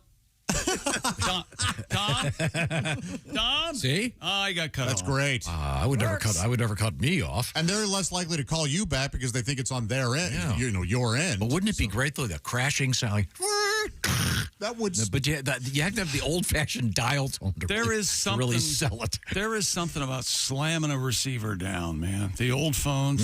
See, now that would be that. There you go. That would be a great emoji to have. That would mean you hung up. That was a violently. bit on Grace and Frankie, one of the first episodes. What's Grace and Frankie? Oh my God! Jane Fonda, Lily Tomlin. Yeah, it's a comedy. Oh, I forgot I didn't go to that because I had an appointment to build. It was a comedy series. Place to hang myself. That lasted almost 7 series. Enjoyed it. Did it Jerk. take place in Hanoi?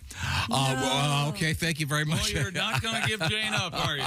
This is the Bob and Tom Show. Reach us toll free at 1-888-BOB-TOM-1 or at Bob and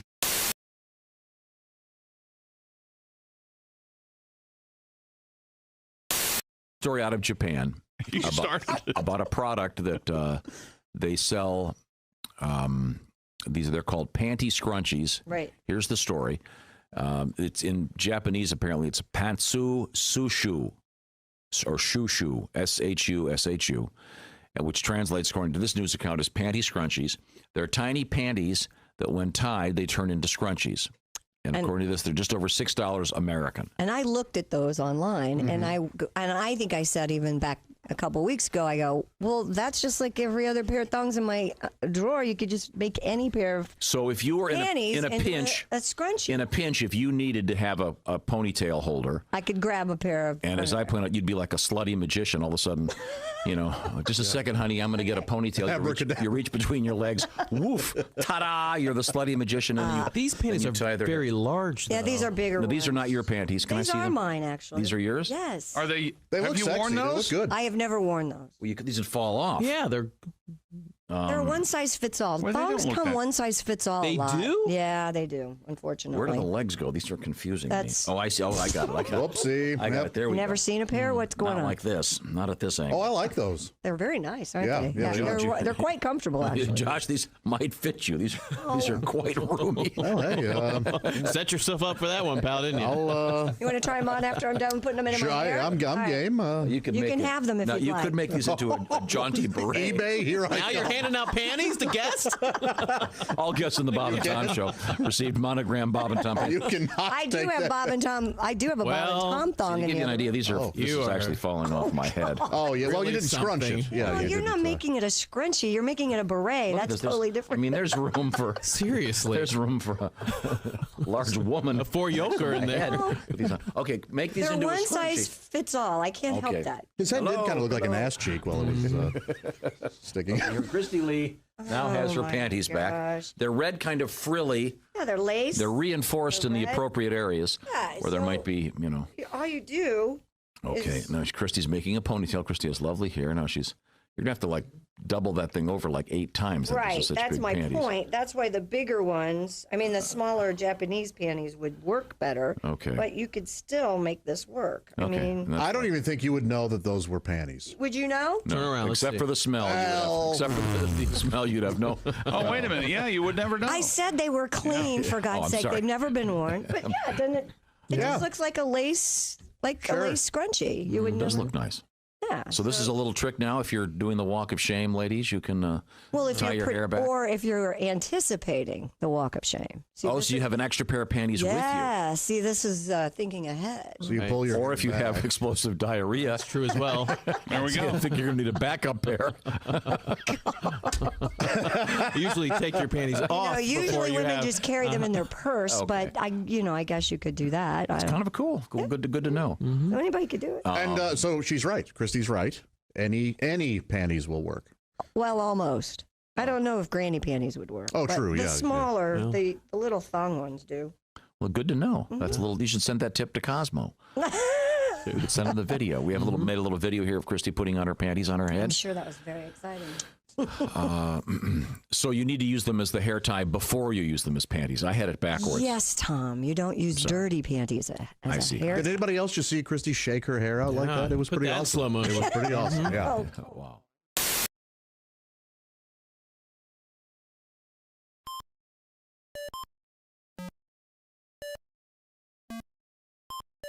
Hey, did you enjoy those videos played in that break? Check out the Bob and Tom YouTube playlist for more great stuff.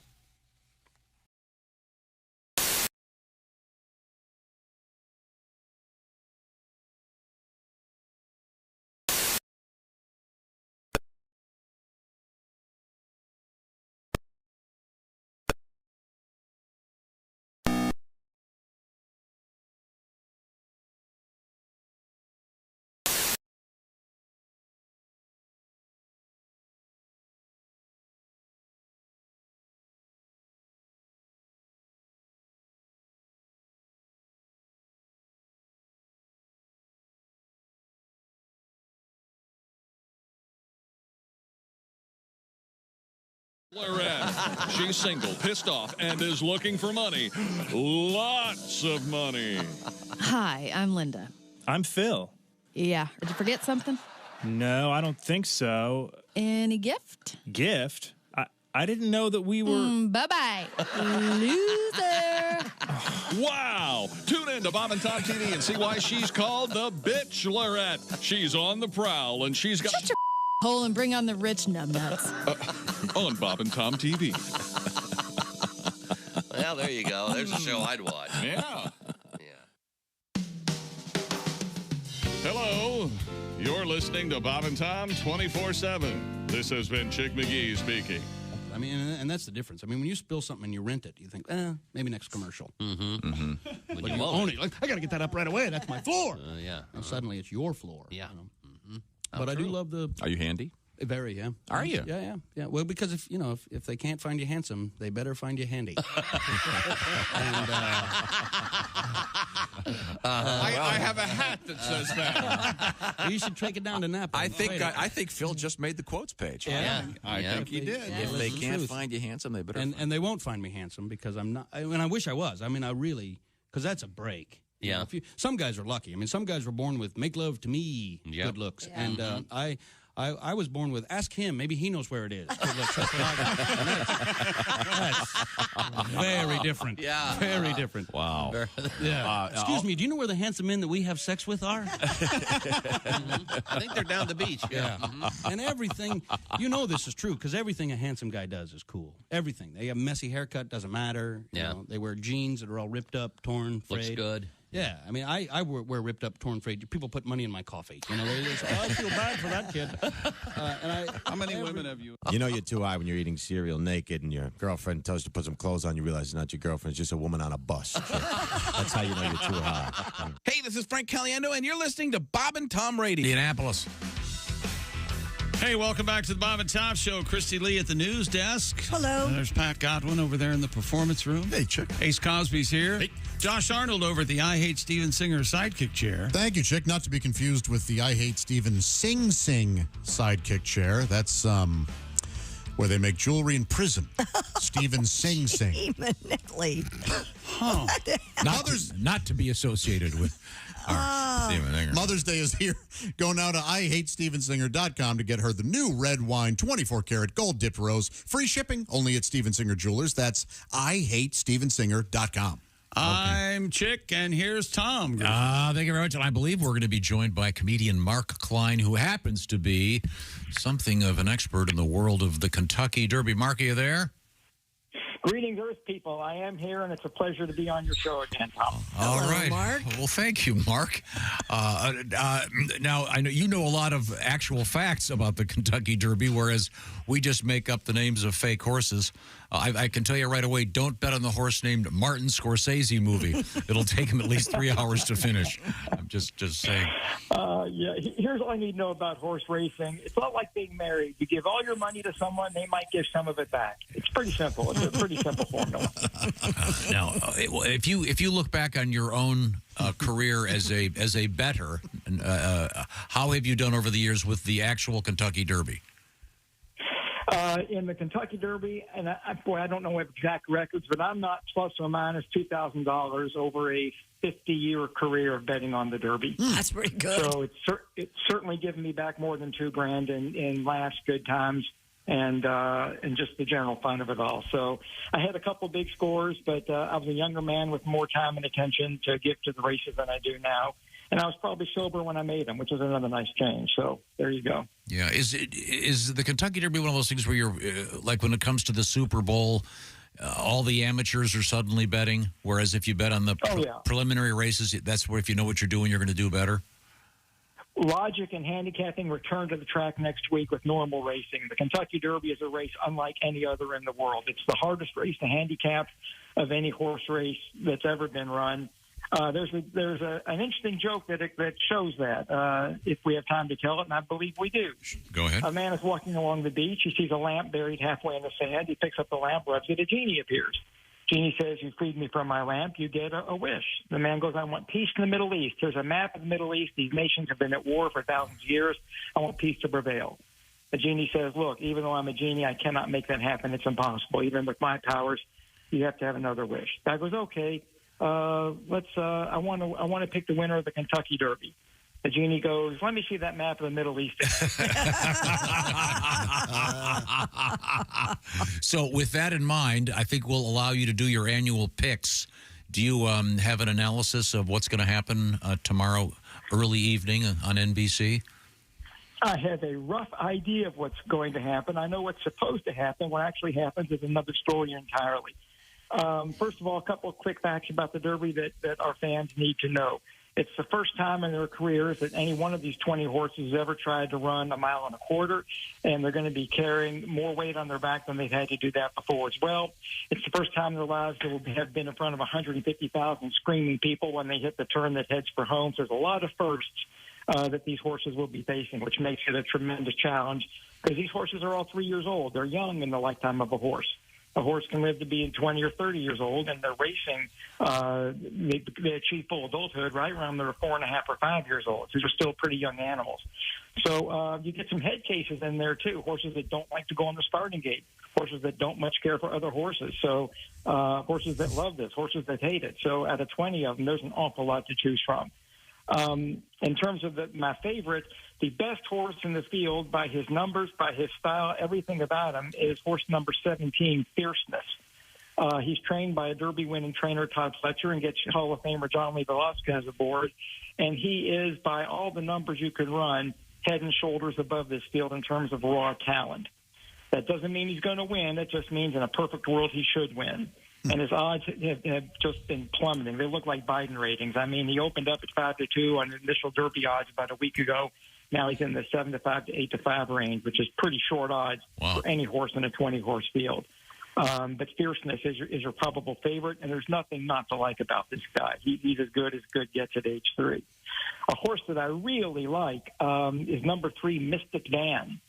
Mystic Dan would rather swim this race than run in it. He loves the mud, and it's raining in Louisville right now. It may or may not be wet Derby Day, but I don't think he's going to need a wet track to win.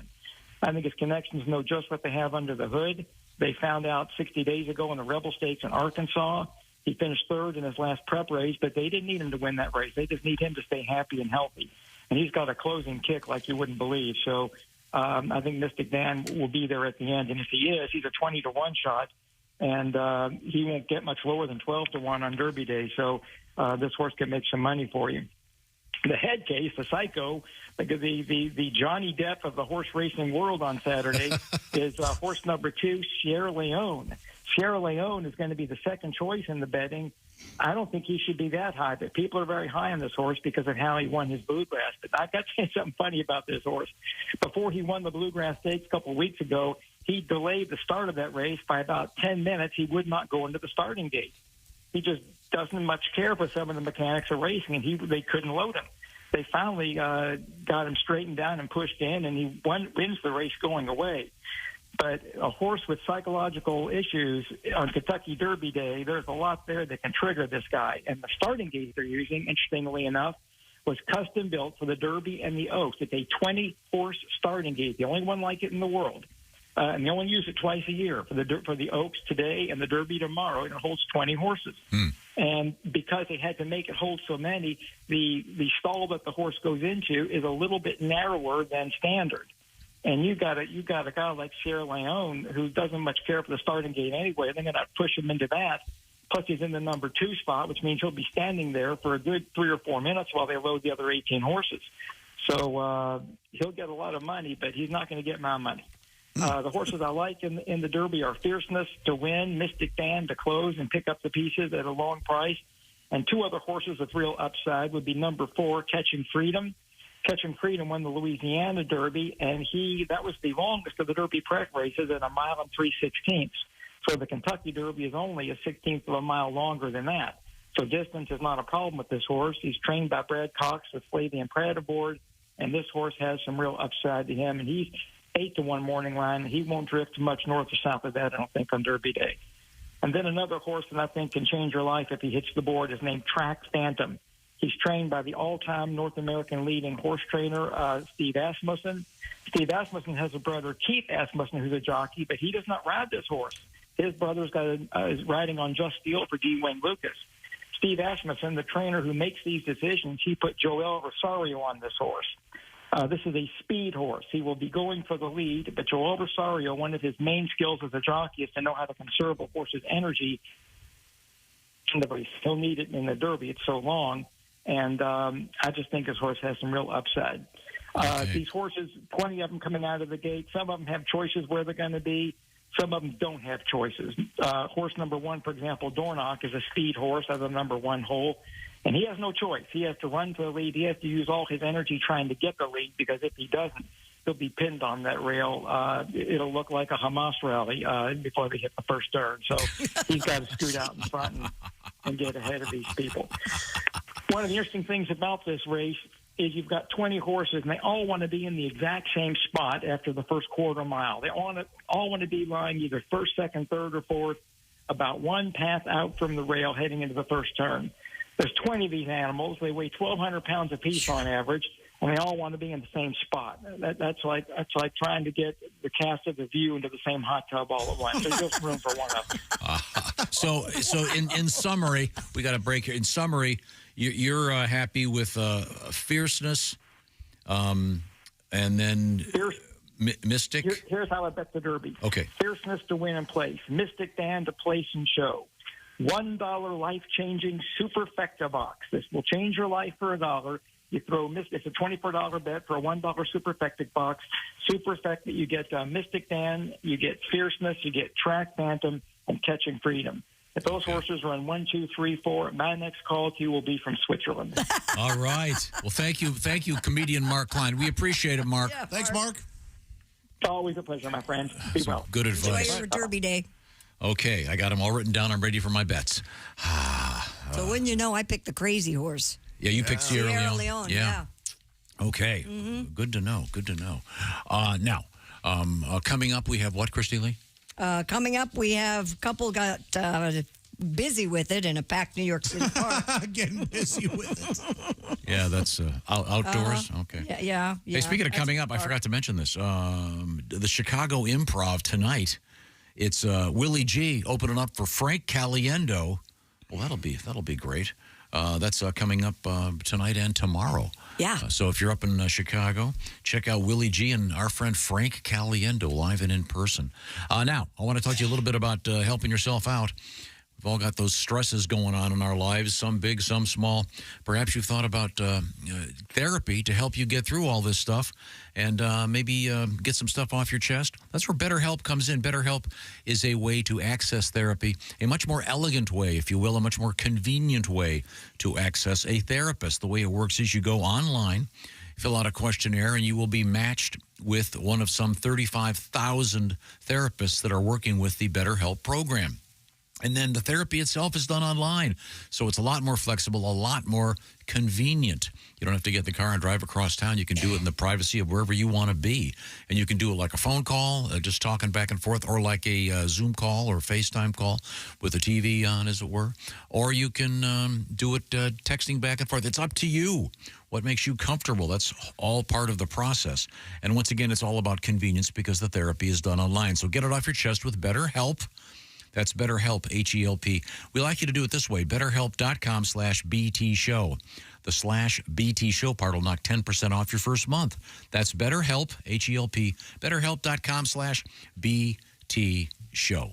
Now, this portion of the Bob and Tom Show, of course, brought to you by BetterHelp.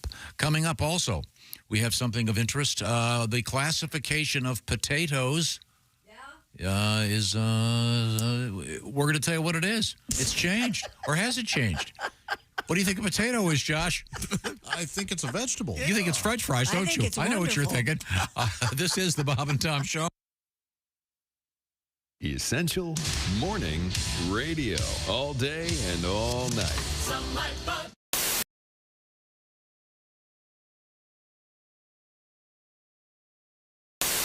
A truck driver distracted by a Andrew GPS Johnson, too. unit crashed near the intersection of US 278 at Arkansas Highway 24 early Monday, spilling a truckload of spaghetti sauce. Camden Police Sergeant Corey Saunders said the spaghetti sauce truck was headed to Dallas about 3 a.m. when the driver became distracted, overcorrected, and rolled over after crossing the center line of the highway. The driver suffered minor injuries, but there was sauce all over the road. Oh, dear God, 2,000 quarts of blood. This is the worst accident I've ever seen. Stand back, there's blood everywhere. Oh, wait a minute. Do we have a garlic bread truck? Yeah, exactly. They just mopped it up with a bunch of garlic bread. Oh, isn't that the best? Yes, it is. God, I'd rather have that than the spaghetti noodles, just the sauce and the bread. What's wrong with you? How dare you put pasta down? I can't eat a whole Kit Kat bar. I can't eat spaghetti noodles. They go right to my hip. But I like the bread part. Better than the pasta? Yes. No, the bread's lovely and the pasta's great too. Here's what Tom's doing. Telling you what you like. Of course he is. Okay. I'm You used know to you that. like the pasta. Here's one of the fattest things I've ever done. Can we have an intro for this feature? We need something like boop, boop, boop, or just playing Baby Elephant Walk. And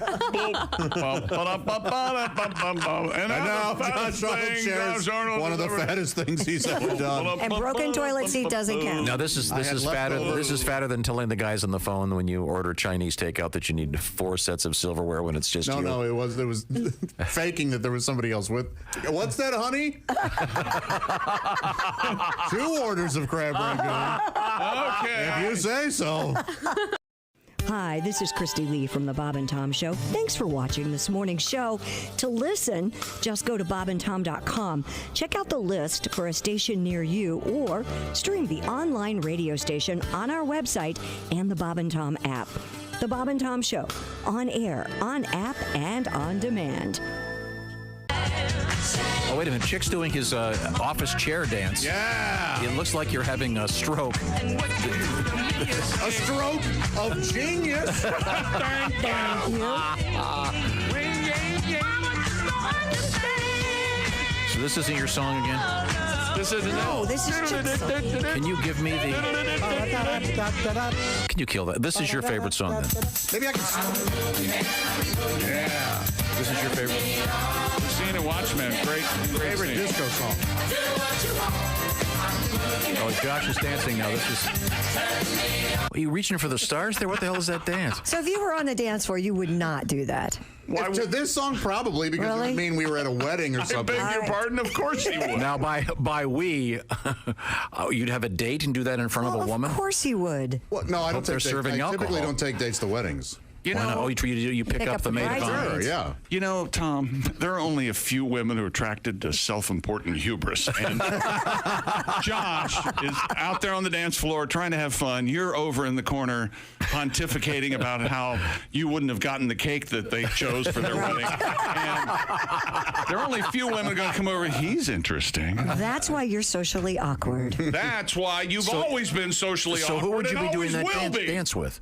Whoever's out there. Really? Your nieces, they love to dance. Sure, they'd be if Go to a wedding. bridesmaids. The niece feet on your feet and dancing them around. And let me tell you this: when I dance, broads are a sucker for that move. When I dance, I don't go to people. People come to me.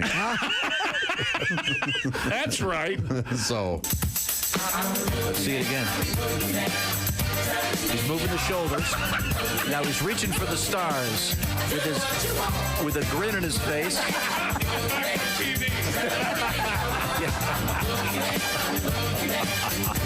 Aren't there enough networks now to just be the Bob and Tom network and have us on TV all the time? Well, we're on TV right now in the VIP cameras. Right. Well, we can't get all the listeners in that room, okay? That was helpful. Not at all. Okay.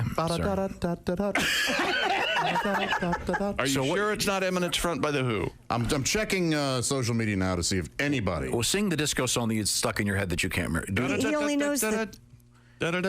Try Rubber Band Man. Rubber Band Man. The Rubber Band Man. Yeah, I don't remember that. I've had multiple people suggesting that. So. Oh. Oh, really? Yeah. That may be it then. That might be. Hopefully it is. You know, what is the instrument doing that? Dang, dang, dang, dang? I don't know. It's kind of a high pitched. I don't know what it is. Okay. Well, we'll have to explore it. Maybe it's a rubber band. Dean's looking for it. Okay. Sorry. Is it this one? Oh. Yeah, this is good. This is good. Amos. Yes. Yeah. Yeah. Amos. Yeah. Amos. Moses was a Cajun.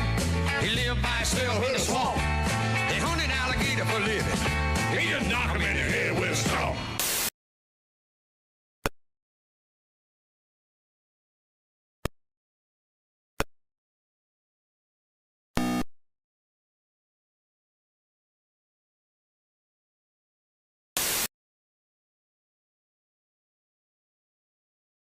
This is Bob and Tom Radio.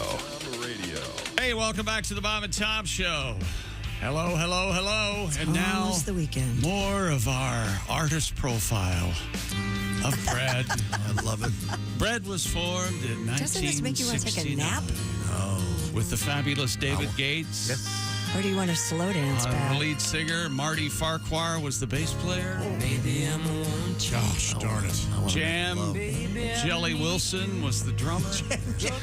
Duncan Aldridge was on. And Duncan Aldridge. You're feeling up your girlfriend on the dance floor in high school? Come on. Oh, yeah. Playing a little booty band. People are, hey, Josh, you listen to Slipknot and Static X and Korn. Doesn't that stuff make you angry? No.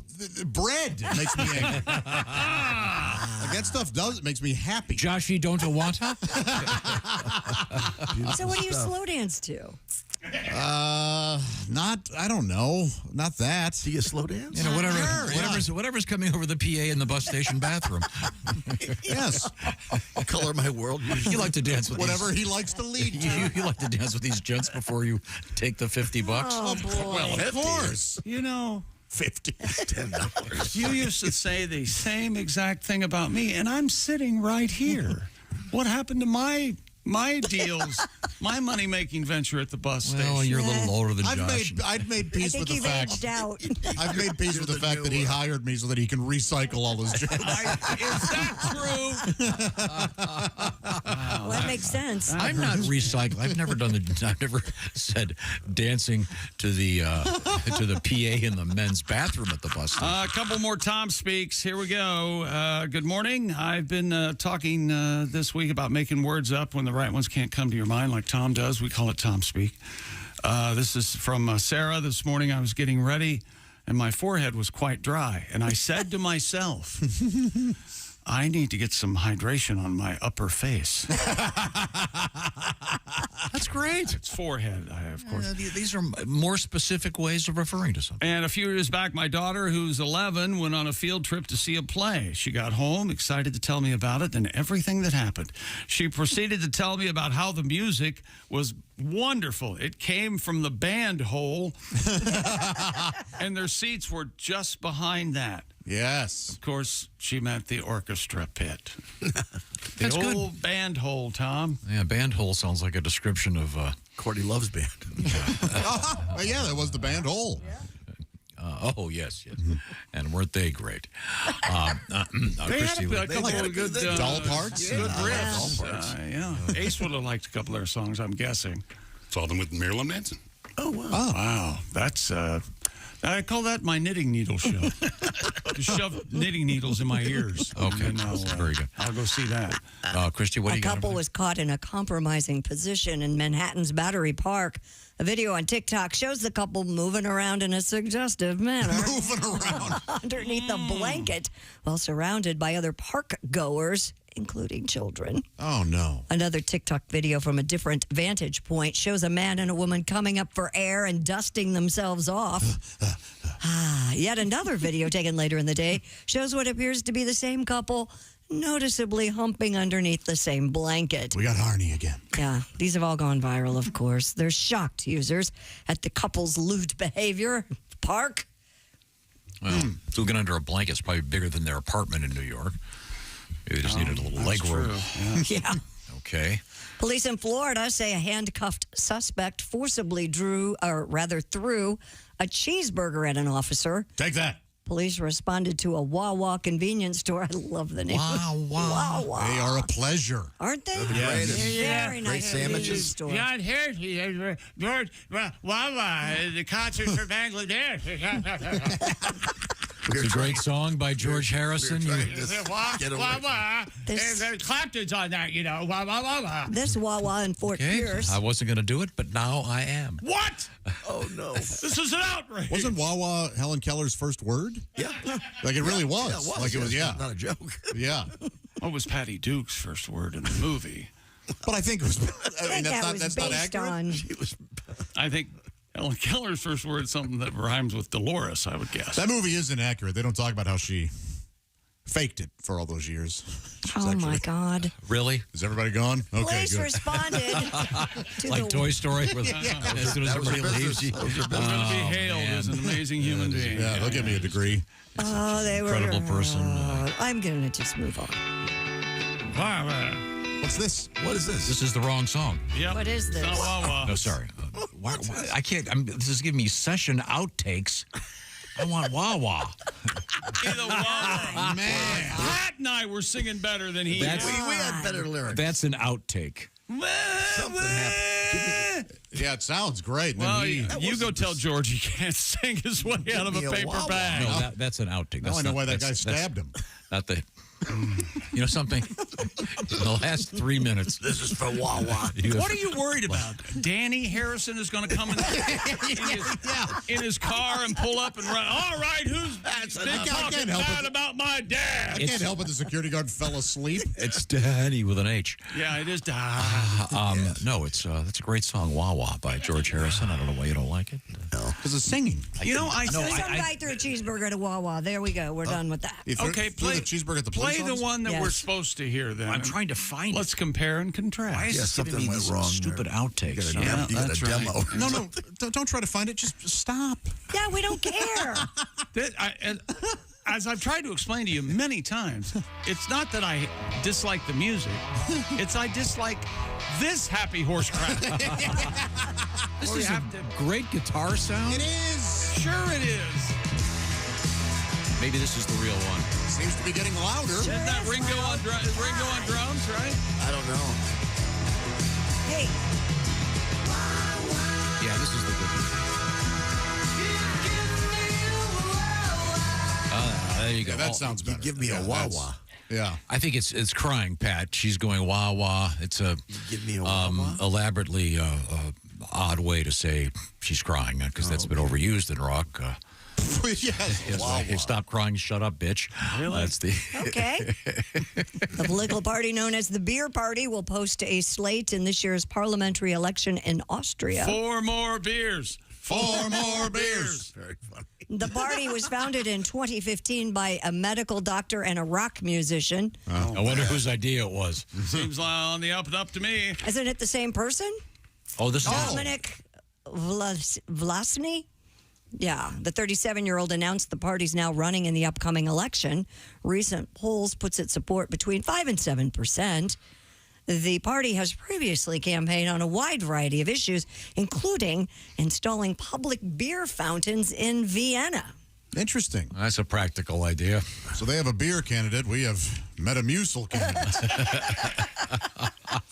They're old. They're older. We need a whippersnapper. When he takes office, he may need to be in his urn. Man, his old. That's funny. Which urn are you going to vote for? That is funny. Yeah. Are they saying that yet? So who are you voting for vice president? Yeah. I don't know why not. Nobody over the age of 90. That's right. I voted early yesterday. Those people at the polls are so nice. What'd you vote for? Yesterday? Yeah, early voting and I preliminary. find them a little nosy. No, they were so nice. Where are you? They're a little too nice. What's your address? I don't trust It was great. There was What's nobody your in there phone but number? me. They were. Where are you? Where's your Where's your license? ID? Where's your Yeah. ID? After you voted, can you fill out this "How did you like voting" survey? Once again, they're surveying everything. Yeah. You might win prizes. I win For prizes? voting? Prizes? Filling Yeah, out jury duty. Yay! Oh, 4 years ago, I won a new car. I did not win For anything. voting? I got Yeah. a sticker that said I voted. That'd be a smart idea. Give away a new car? That is a smart idea. You get more people voting, especially in. Although, wait a minute, I don't want more people voting. I want less people voting. Fewer people. Well, that's a good idea if they haven't already done that. Most people shouldn't be allowed to vote. Here we sorry. go. Lawmakers say potatoes, speaking of, Potatoes. should remain classified as vegetables. I agree with this. Why? Who wants to change this? Well, last year, Josh, it was reported federal officials would consider reclassifying potatoes This is what they're as a working on? grain, A grain. putting them in the category of rice, other grains, and, of course, carbohydrates. Well, that's ridiculous. According to The Hill, more than a dozen senators, along with the National Potato Council, protested the proposed change, which would have affected the national diet guidelines for 2025. Who looks at that? Who's caring about this? Something. It probably is because schools probably have to. Right. School cafeterias probably have to look at some list from the federal government of what they're allowed to serve. Why don't they just call this another thing to screw farmers? That's probably what this is all about. I think it's big starch. Big starch. Yeah. There. And I love a good baked potato for dinner. Do you ever do that? Just a baked that potato? sounds good, doesn't it? No, because I'm not a sorority girl. Why would I? Let's have baked potatoes and ice cream and tell how he treated you. Come here. Some of these baked potatoes are the size of your head. You can fill them up with chili. You can put I was so sad, much on them. and I'm not knocking this because I think this place is terrific. McAllister's. Familiar with them? Yeah, of course. Where they have the giant spuds. Right. But it wasn't until I'd been... Yes, I move my hands when I speak. Oh, very flamboyantly, man. I like to give a little verve to my... a little flavor. Yes? I have been called... somebody called me like a limp-wristed orator one time. I think that's You do a lot of homophobic. So it kind of was, but I am very flitty. So you order the big Again, that's also giant homophobic. spud. They're two potatoes. It's not just one giant spud. I didn't know they were using two potatoes. Huh? They put together two potatoes. Somebody What's who the worked problem with that? There is no problem. That's more potato. I think you're in the more potato party. But in my head, I thought it was one giant potato. Spud. Yeah. Which is more fun.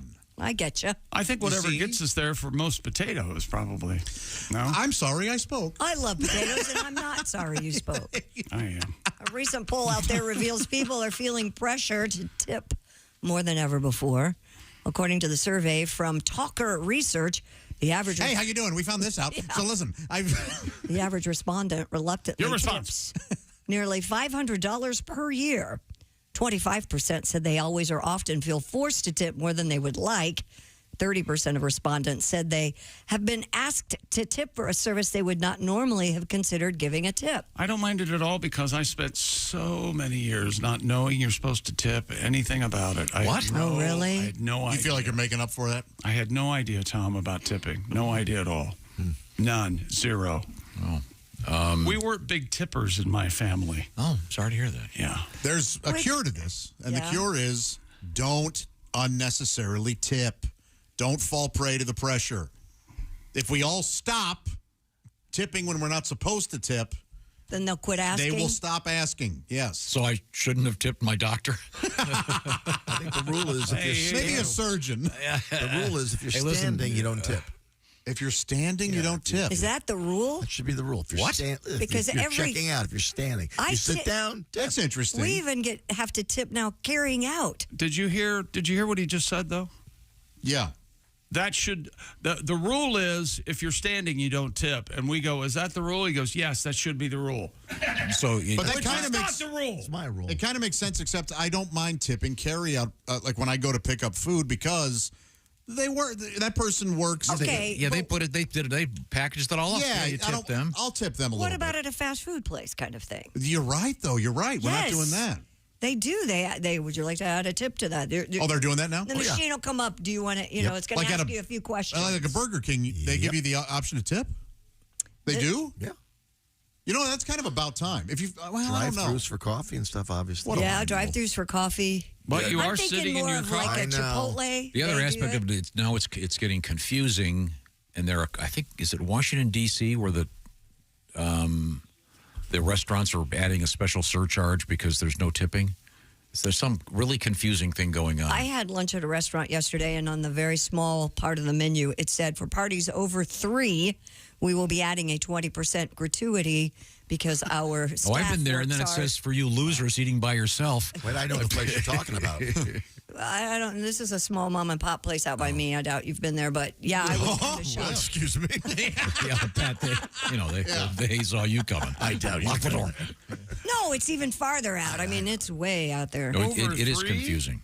Over 3 people is a Over large 3 party. people. Yeah, that seems low for a large party. Like 6 to 8 or. Yeah, usually. Whatever. I don't work for tips. Maybe I shouldn't even talk about it. Wait a minute. We can start doing that. How do people tip? Wait, hold on. Wait, whoa. Yeah, we're looking at this the wrong way. Well, At the end of the show, we'd walk up and go, Josh? Yeah. Well, you had a really good tip going. Then there was that one unfortunate break. Yeah, we'd have to provide 10 a minutes service. ago. I didn't, yeah. Yeah, you had to bring that up and upset everybody, Yeah. Sorry. No tip today. After we get tipped, though, do we have to pay out like Oskay and Eddie? Oh, yeah. Oh, yeah. Hi, I'm Josh, and women are second-class citizens. All right. Okay. There goes your tip. Do I get tipped for stating facts? I'm a big tipper. I tip a lot. I do, too. That's my problem. I'm just too generous. Yeah. That's my problem. I'm blessed to be able to tip people over And tips. I used to work in a restaurant. So did you, Pat. So if you've worked in a restaurant, you become a good tipper. That's me. Too blessed to be stressed. You know that, Josh. You know that about me. Yeah, that's nice. Yeah. I'm just too great. Too blessed to be stressed? I like that. I like that. More people should feel that way. I read it on a pillow. What do you think? I think it's very sweet. Yeah, of course it is. That's where you get most of your wisdom? Oh, yeah. I go over to Waccamaw, walk around. Anybody who's working hard, I enjoy tipping. I do, too. Yeah. Oh, well, that explains how we're not getting tipped. But what happens when they aren't working hard? Like, I can tell they don't really want to be there. Do you still tip them? Well, I like to take 100 out of my wallet, go up and go, this could have been yours. Yeah. And walk out. If they're not doing a good job, I just take a handful of pennies and throw it in their face. Can you imagine? The article I read about it was that the part of the problem was there are places where one would not think of tipping, that they're asking for tips. And in this particular article, I believe the woman was at her veterinarian. Now that's crazy. And they turned it around and, do you want to give a tip? So that seems a little bit weird. You ever tip Wikipedia? They Sometimes ask you for go it all and they're the like, time. we couldn't do this without you're getting nothing from me, Wikipedia. I've joined. I joined Wikipedia monthly. I fell for that scam. You sucker! I know it. I know. It's not going away if you don't tip. Yeah. And I got a really. I don't know what it's made out of, but they say it's a T-shirt. Feels a little Kleenexy to me. I don't know. Do you like the when they have the percentage there, so you don't have to do any math? Yes. Yes.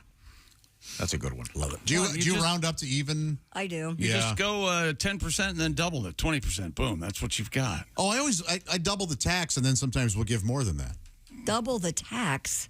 Isn't that what you do? Double the tax. Wait, maybe I'm wrong. It probably depends what state you're in. Yeah, it's something like that. Yeah, it's a $40 bill. It's $4. $8 is 20%, and then $10 would be 25%. It depends how long you've been there, and if you've got little kids. I always. You know what's almost better than a tip is gift giving. How about start handing out some Raycon earbuds? Do you tip more attractive people more? Absolutely. Well, it depends on how ugly. If they're really, I'll go, here's $20. Get away from me. That's what I'll say. Inches of cleavage times 5. You're making is me Josh's formula. Stop. You see how handsome I am. Get away from a mug. I put a ruler in there to measure the depth of cleavage. Raycons. You just need one of those Tinker toys. Yeah. Raycon's Everyday Earbuds, the perfect way to tune out all the noise around you and tune into something great, like something you could listen to like us. That's right, the Bob and Tom Show. You know, Raycon's audio quality rivals all the big audio brands at a price you'll love even more. Raycon's seamless Bluetooth syncing, 8 hours of playtime, 32 hours of battery life. Raycons are up for the task. Raycon's optimized gel tips fit every ear ever made, and they will stay in your ears. There's a new thought. With additional features like earbud tap functions and noise isolation. They really do make the best Mother's Day gift, and Raycon offers easy 30-day returns just in case. It is the mother, after all. Go to buyraycon.com/Tom today and get 20% off your Raycon order plus free shipping. That's 20% off and free shipping at buyraycon.com/Tom. That's buyraycon.com/Tom. Thank you very much, Chick McGee. Hey, Pat, I was hoping you'd get another song in today. Yeah. I got a story about a meteorite. Oh, an update? You want an update? You got an update? Sure. Okay, well, I've got a new meteorite story for you when we come back. This is the Bob and Tom Show. Add to or continue the conversation. Check out the Bob and Tom Show on Facebook. Get the link at bobandtom.com.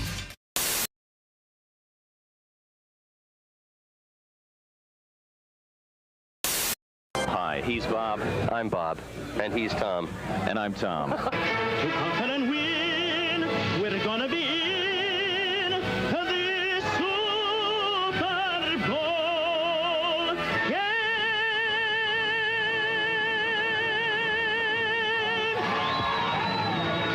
Incredible.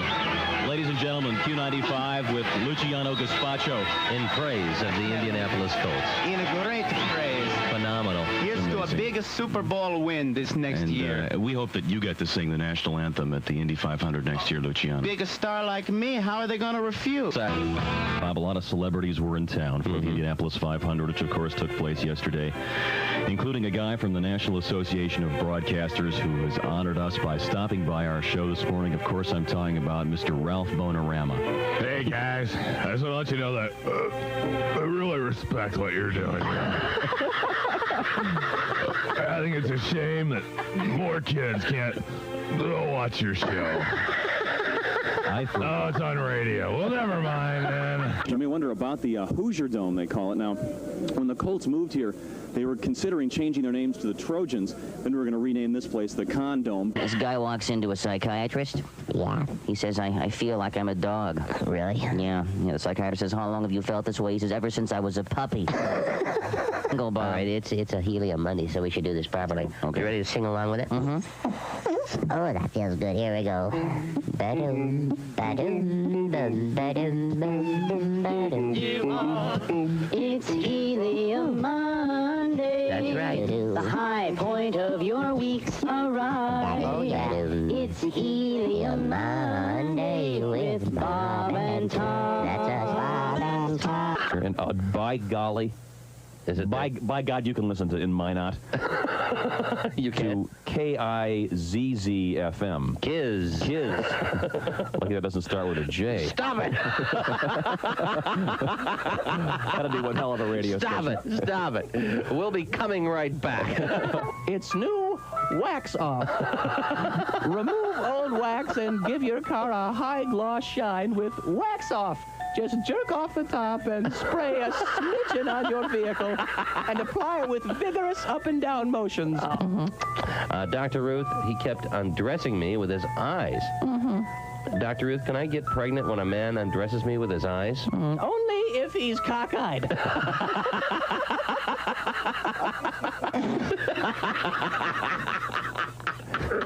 Continue. Yeah. Put a little extra menthol there on your cigarette. That's right. Oh, yeah. Yeah. Haji, put that shaving foam down. Haji, would you like to give your street address? Maybe that'll help some people contact you after seeing this tape. Yeah. Dick. But the type of people that will be contacting you are medical experimenters, okay? Dick. I wonder if they replace his heart with a gallstone, if his body will still work. This portion of our show is brought to you by Walenda Brothers Coffee. Good to the last drop.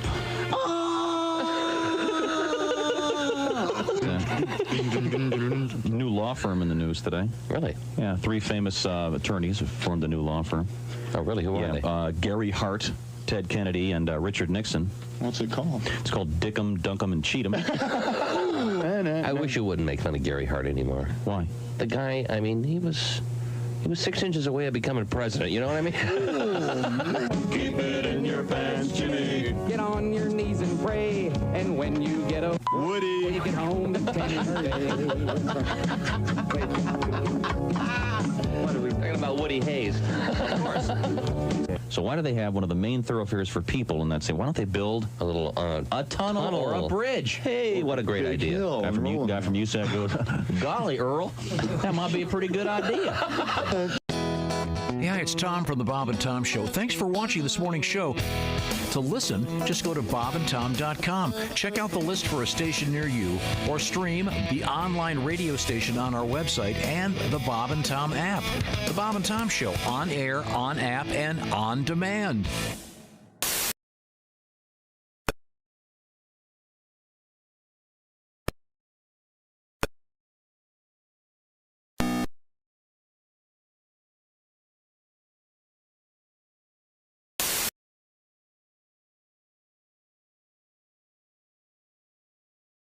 10 years after that, in 1998, she posed naked in Playboy magazine, a move which critics said severely tarnished her image and marketability. Men throughout the world were outraged. If Katarina were going to pose nude, why had she not done it in 1988 when we were all fascinated by what she must look like without clothing? Yeah. To wait 10 years after her physical prime, when we had all clearly moved on to Nancy Kerrigan, was a slap in the face to male fans everywhere and goes against the very spirit of the Olympic Games. Yes. Hello, Michelle Kwan, are you listening? This has been another Bob and Tom Olympic moment in history. Hi, this is Mike McRae, and you're listening to Bob and Tom Radio. Scott, I understand that you are a history buff. Is that it? Friars Club roast of George Washington. I think the jokes would be great. I think some will be. George Washington's a great man, but what's with the outfit? Knee-high boots, a silky blouse? Are you the father of this country or the fairy godmother? Seriously, if we wanted to be ruled by an old queen, we wouldn't have left England. And a powdered wig? If you start looking any more queer, they're going to put your picture on the $3 bill. Hey, maybe you'd like me to introduce you to Benedict Arnold. Lord knows he'll go both ways. Speaking of flags, Betsy Ross is here tonight. What a frisky woman. Washington invited her to Mount Vernon. She was disappointed to learn it was a place. Good morning, sunshine. Bob and Tom Radio. PA action just around the corner. Welcome back to the Bob and Tom Show. Happy Friday. Got a special treat for you. As I call it, my favorite mess. Tom? A couple things. This requires a pencil or pen. All right. I bet it does. I'll get my feather pen. Okay. This is important. Josh got the feather pen out. Yes. Okay, ready? Yep. I want you to spell this. Okay. G-H-I-S. F-U. Well. Ready? Yeah. The F-U-K-A-N-G.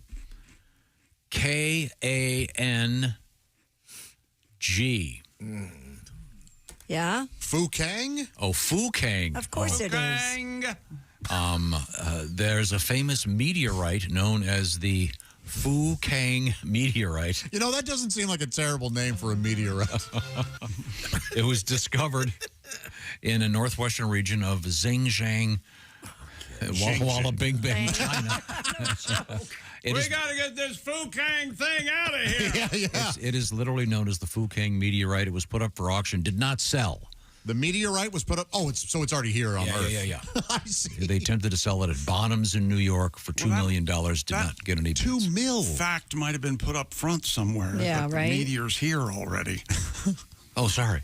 Pat, do you have a song? I thought those in the know would know, but now I don't have a song about that. No, but Pat, you do have a song. We have another interesting news story about astral things. Yeah, like Astral Glide? No, wait a minute. no, What no. song? I thought it was the meteorite song. So did I. They found it is. But A team of researchers dedicated to finding so-called killer asteroids have discovered upwards of 27,500 previously overlooked space rocks. Do you have a tribute to space rocks, do you there, Pat? I do indeed, yeah. And Yeah. the device that found it was called Thor. Did you know that? No, I didn't know that. Thor. Oh, Hammer of the Gods. A device called Thor found all the asteroids. 20,000 overnight. Oh, no. The meteorites. Oh, now that we found more, what do we do with them? This is keeping me up at night. Oh, poor me. The meteorites.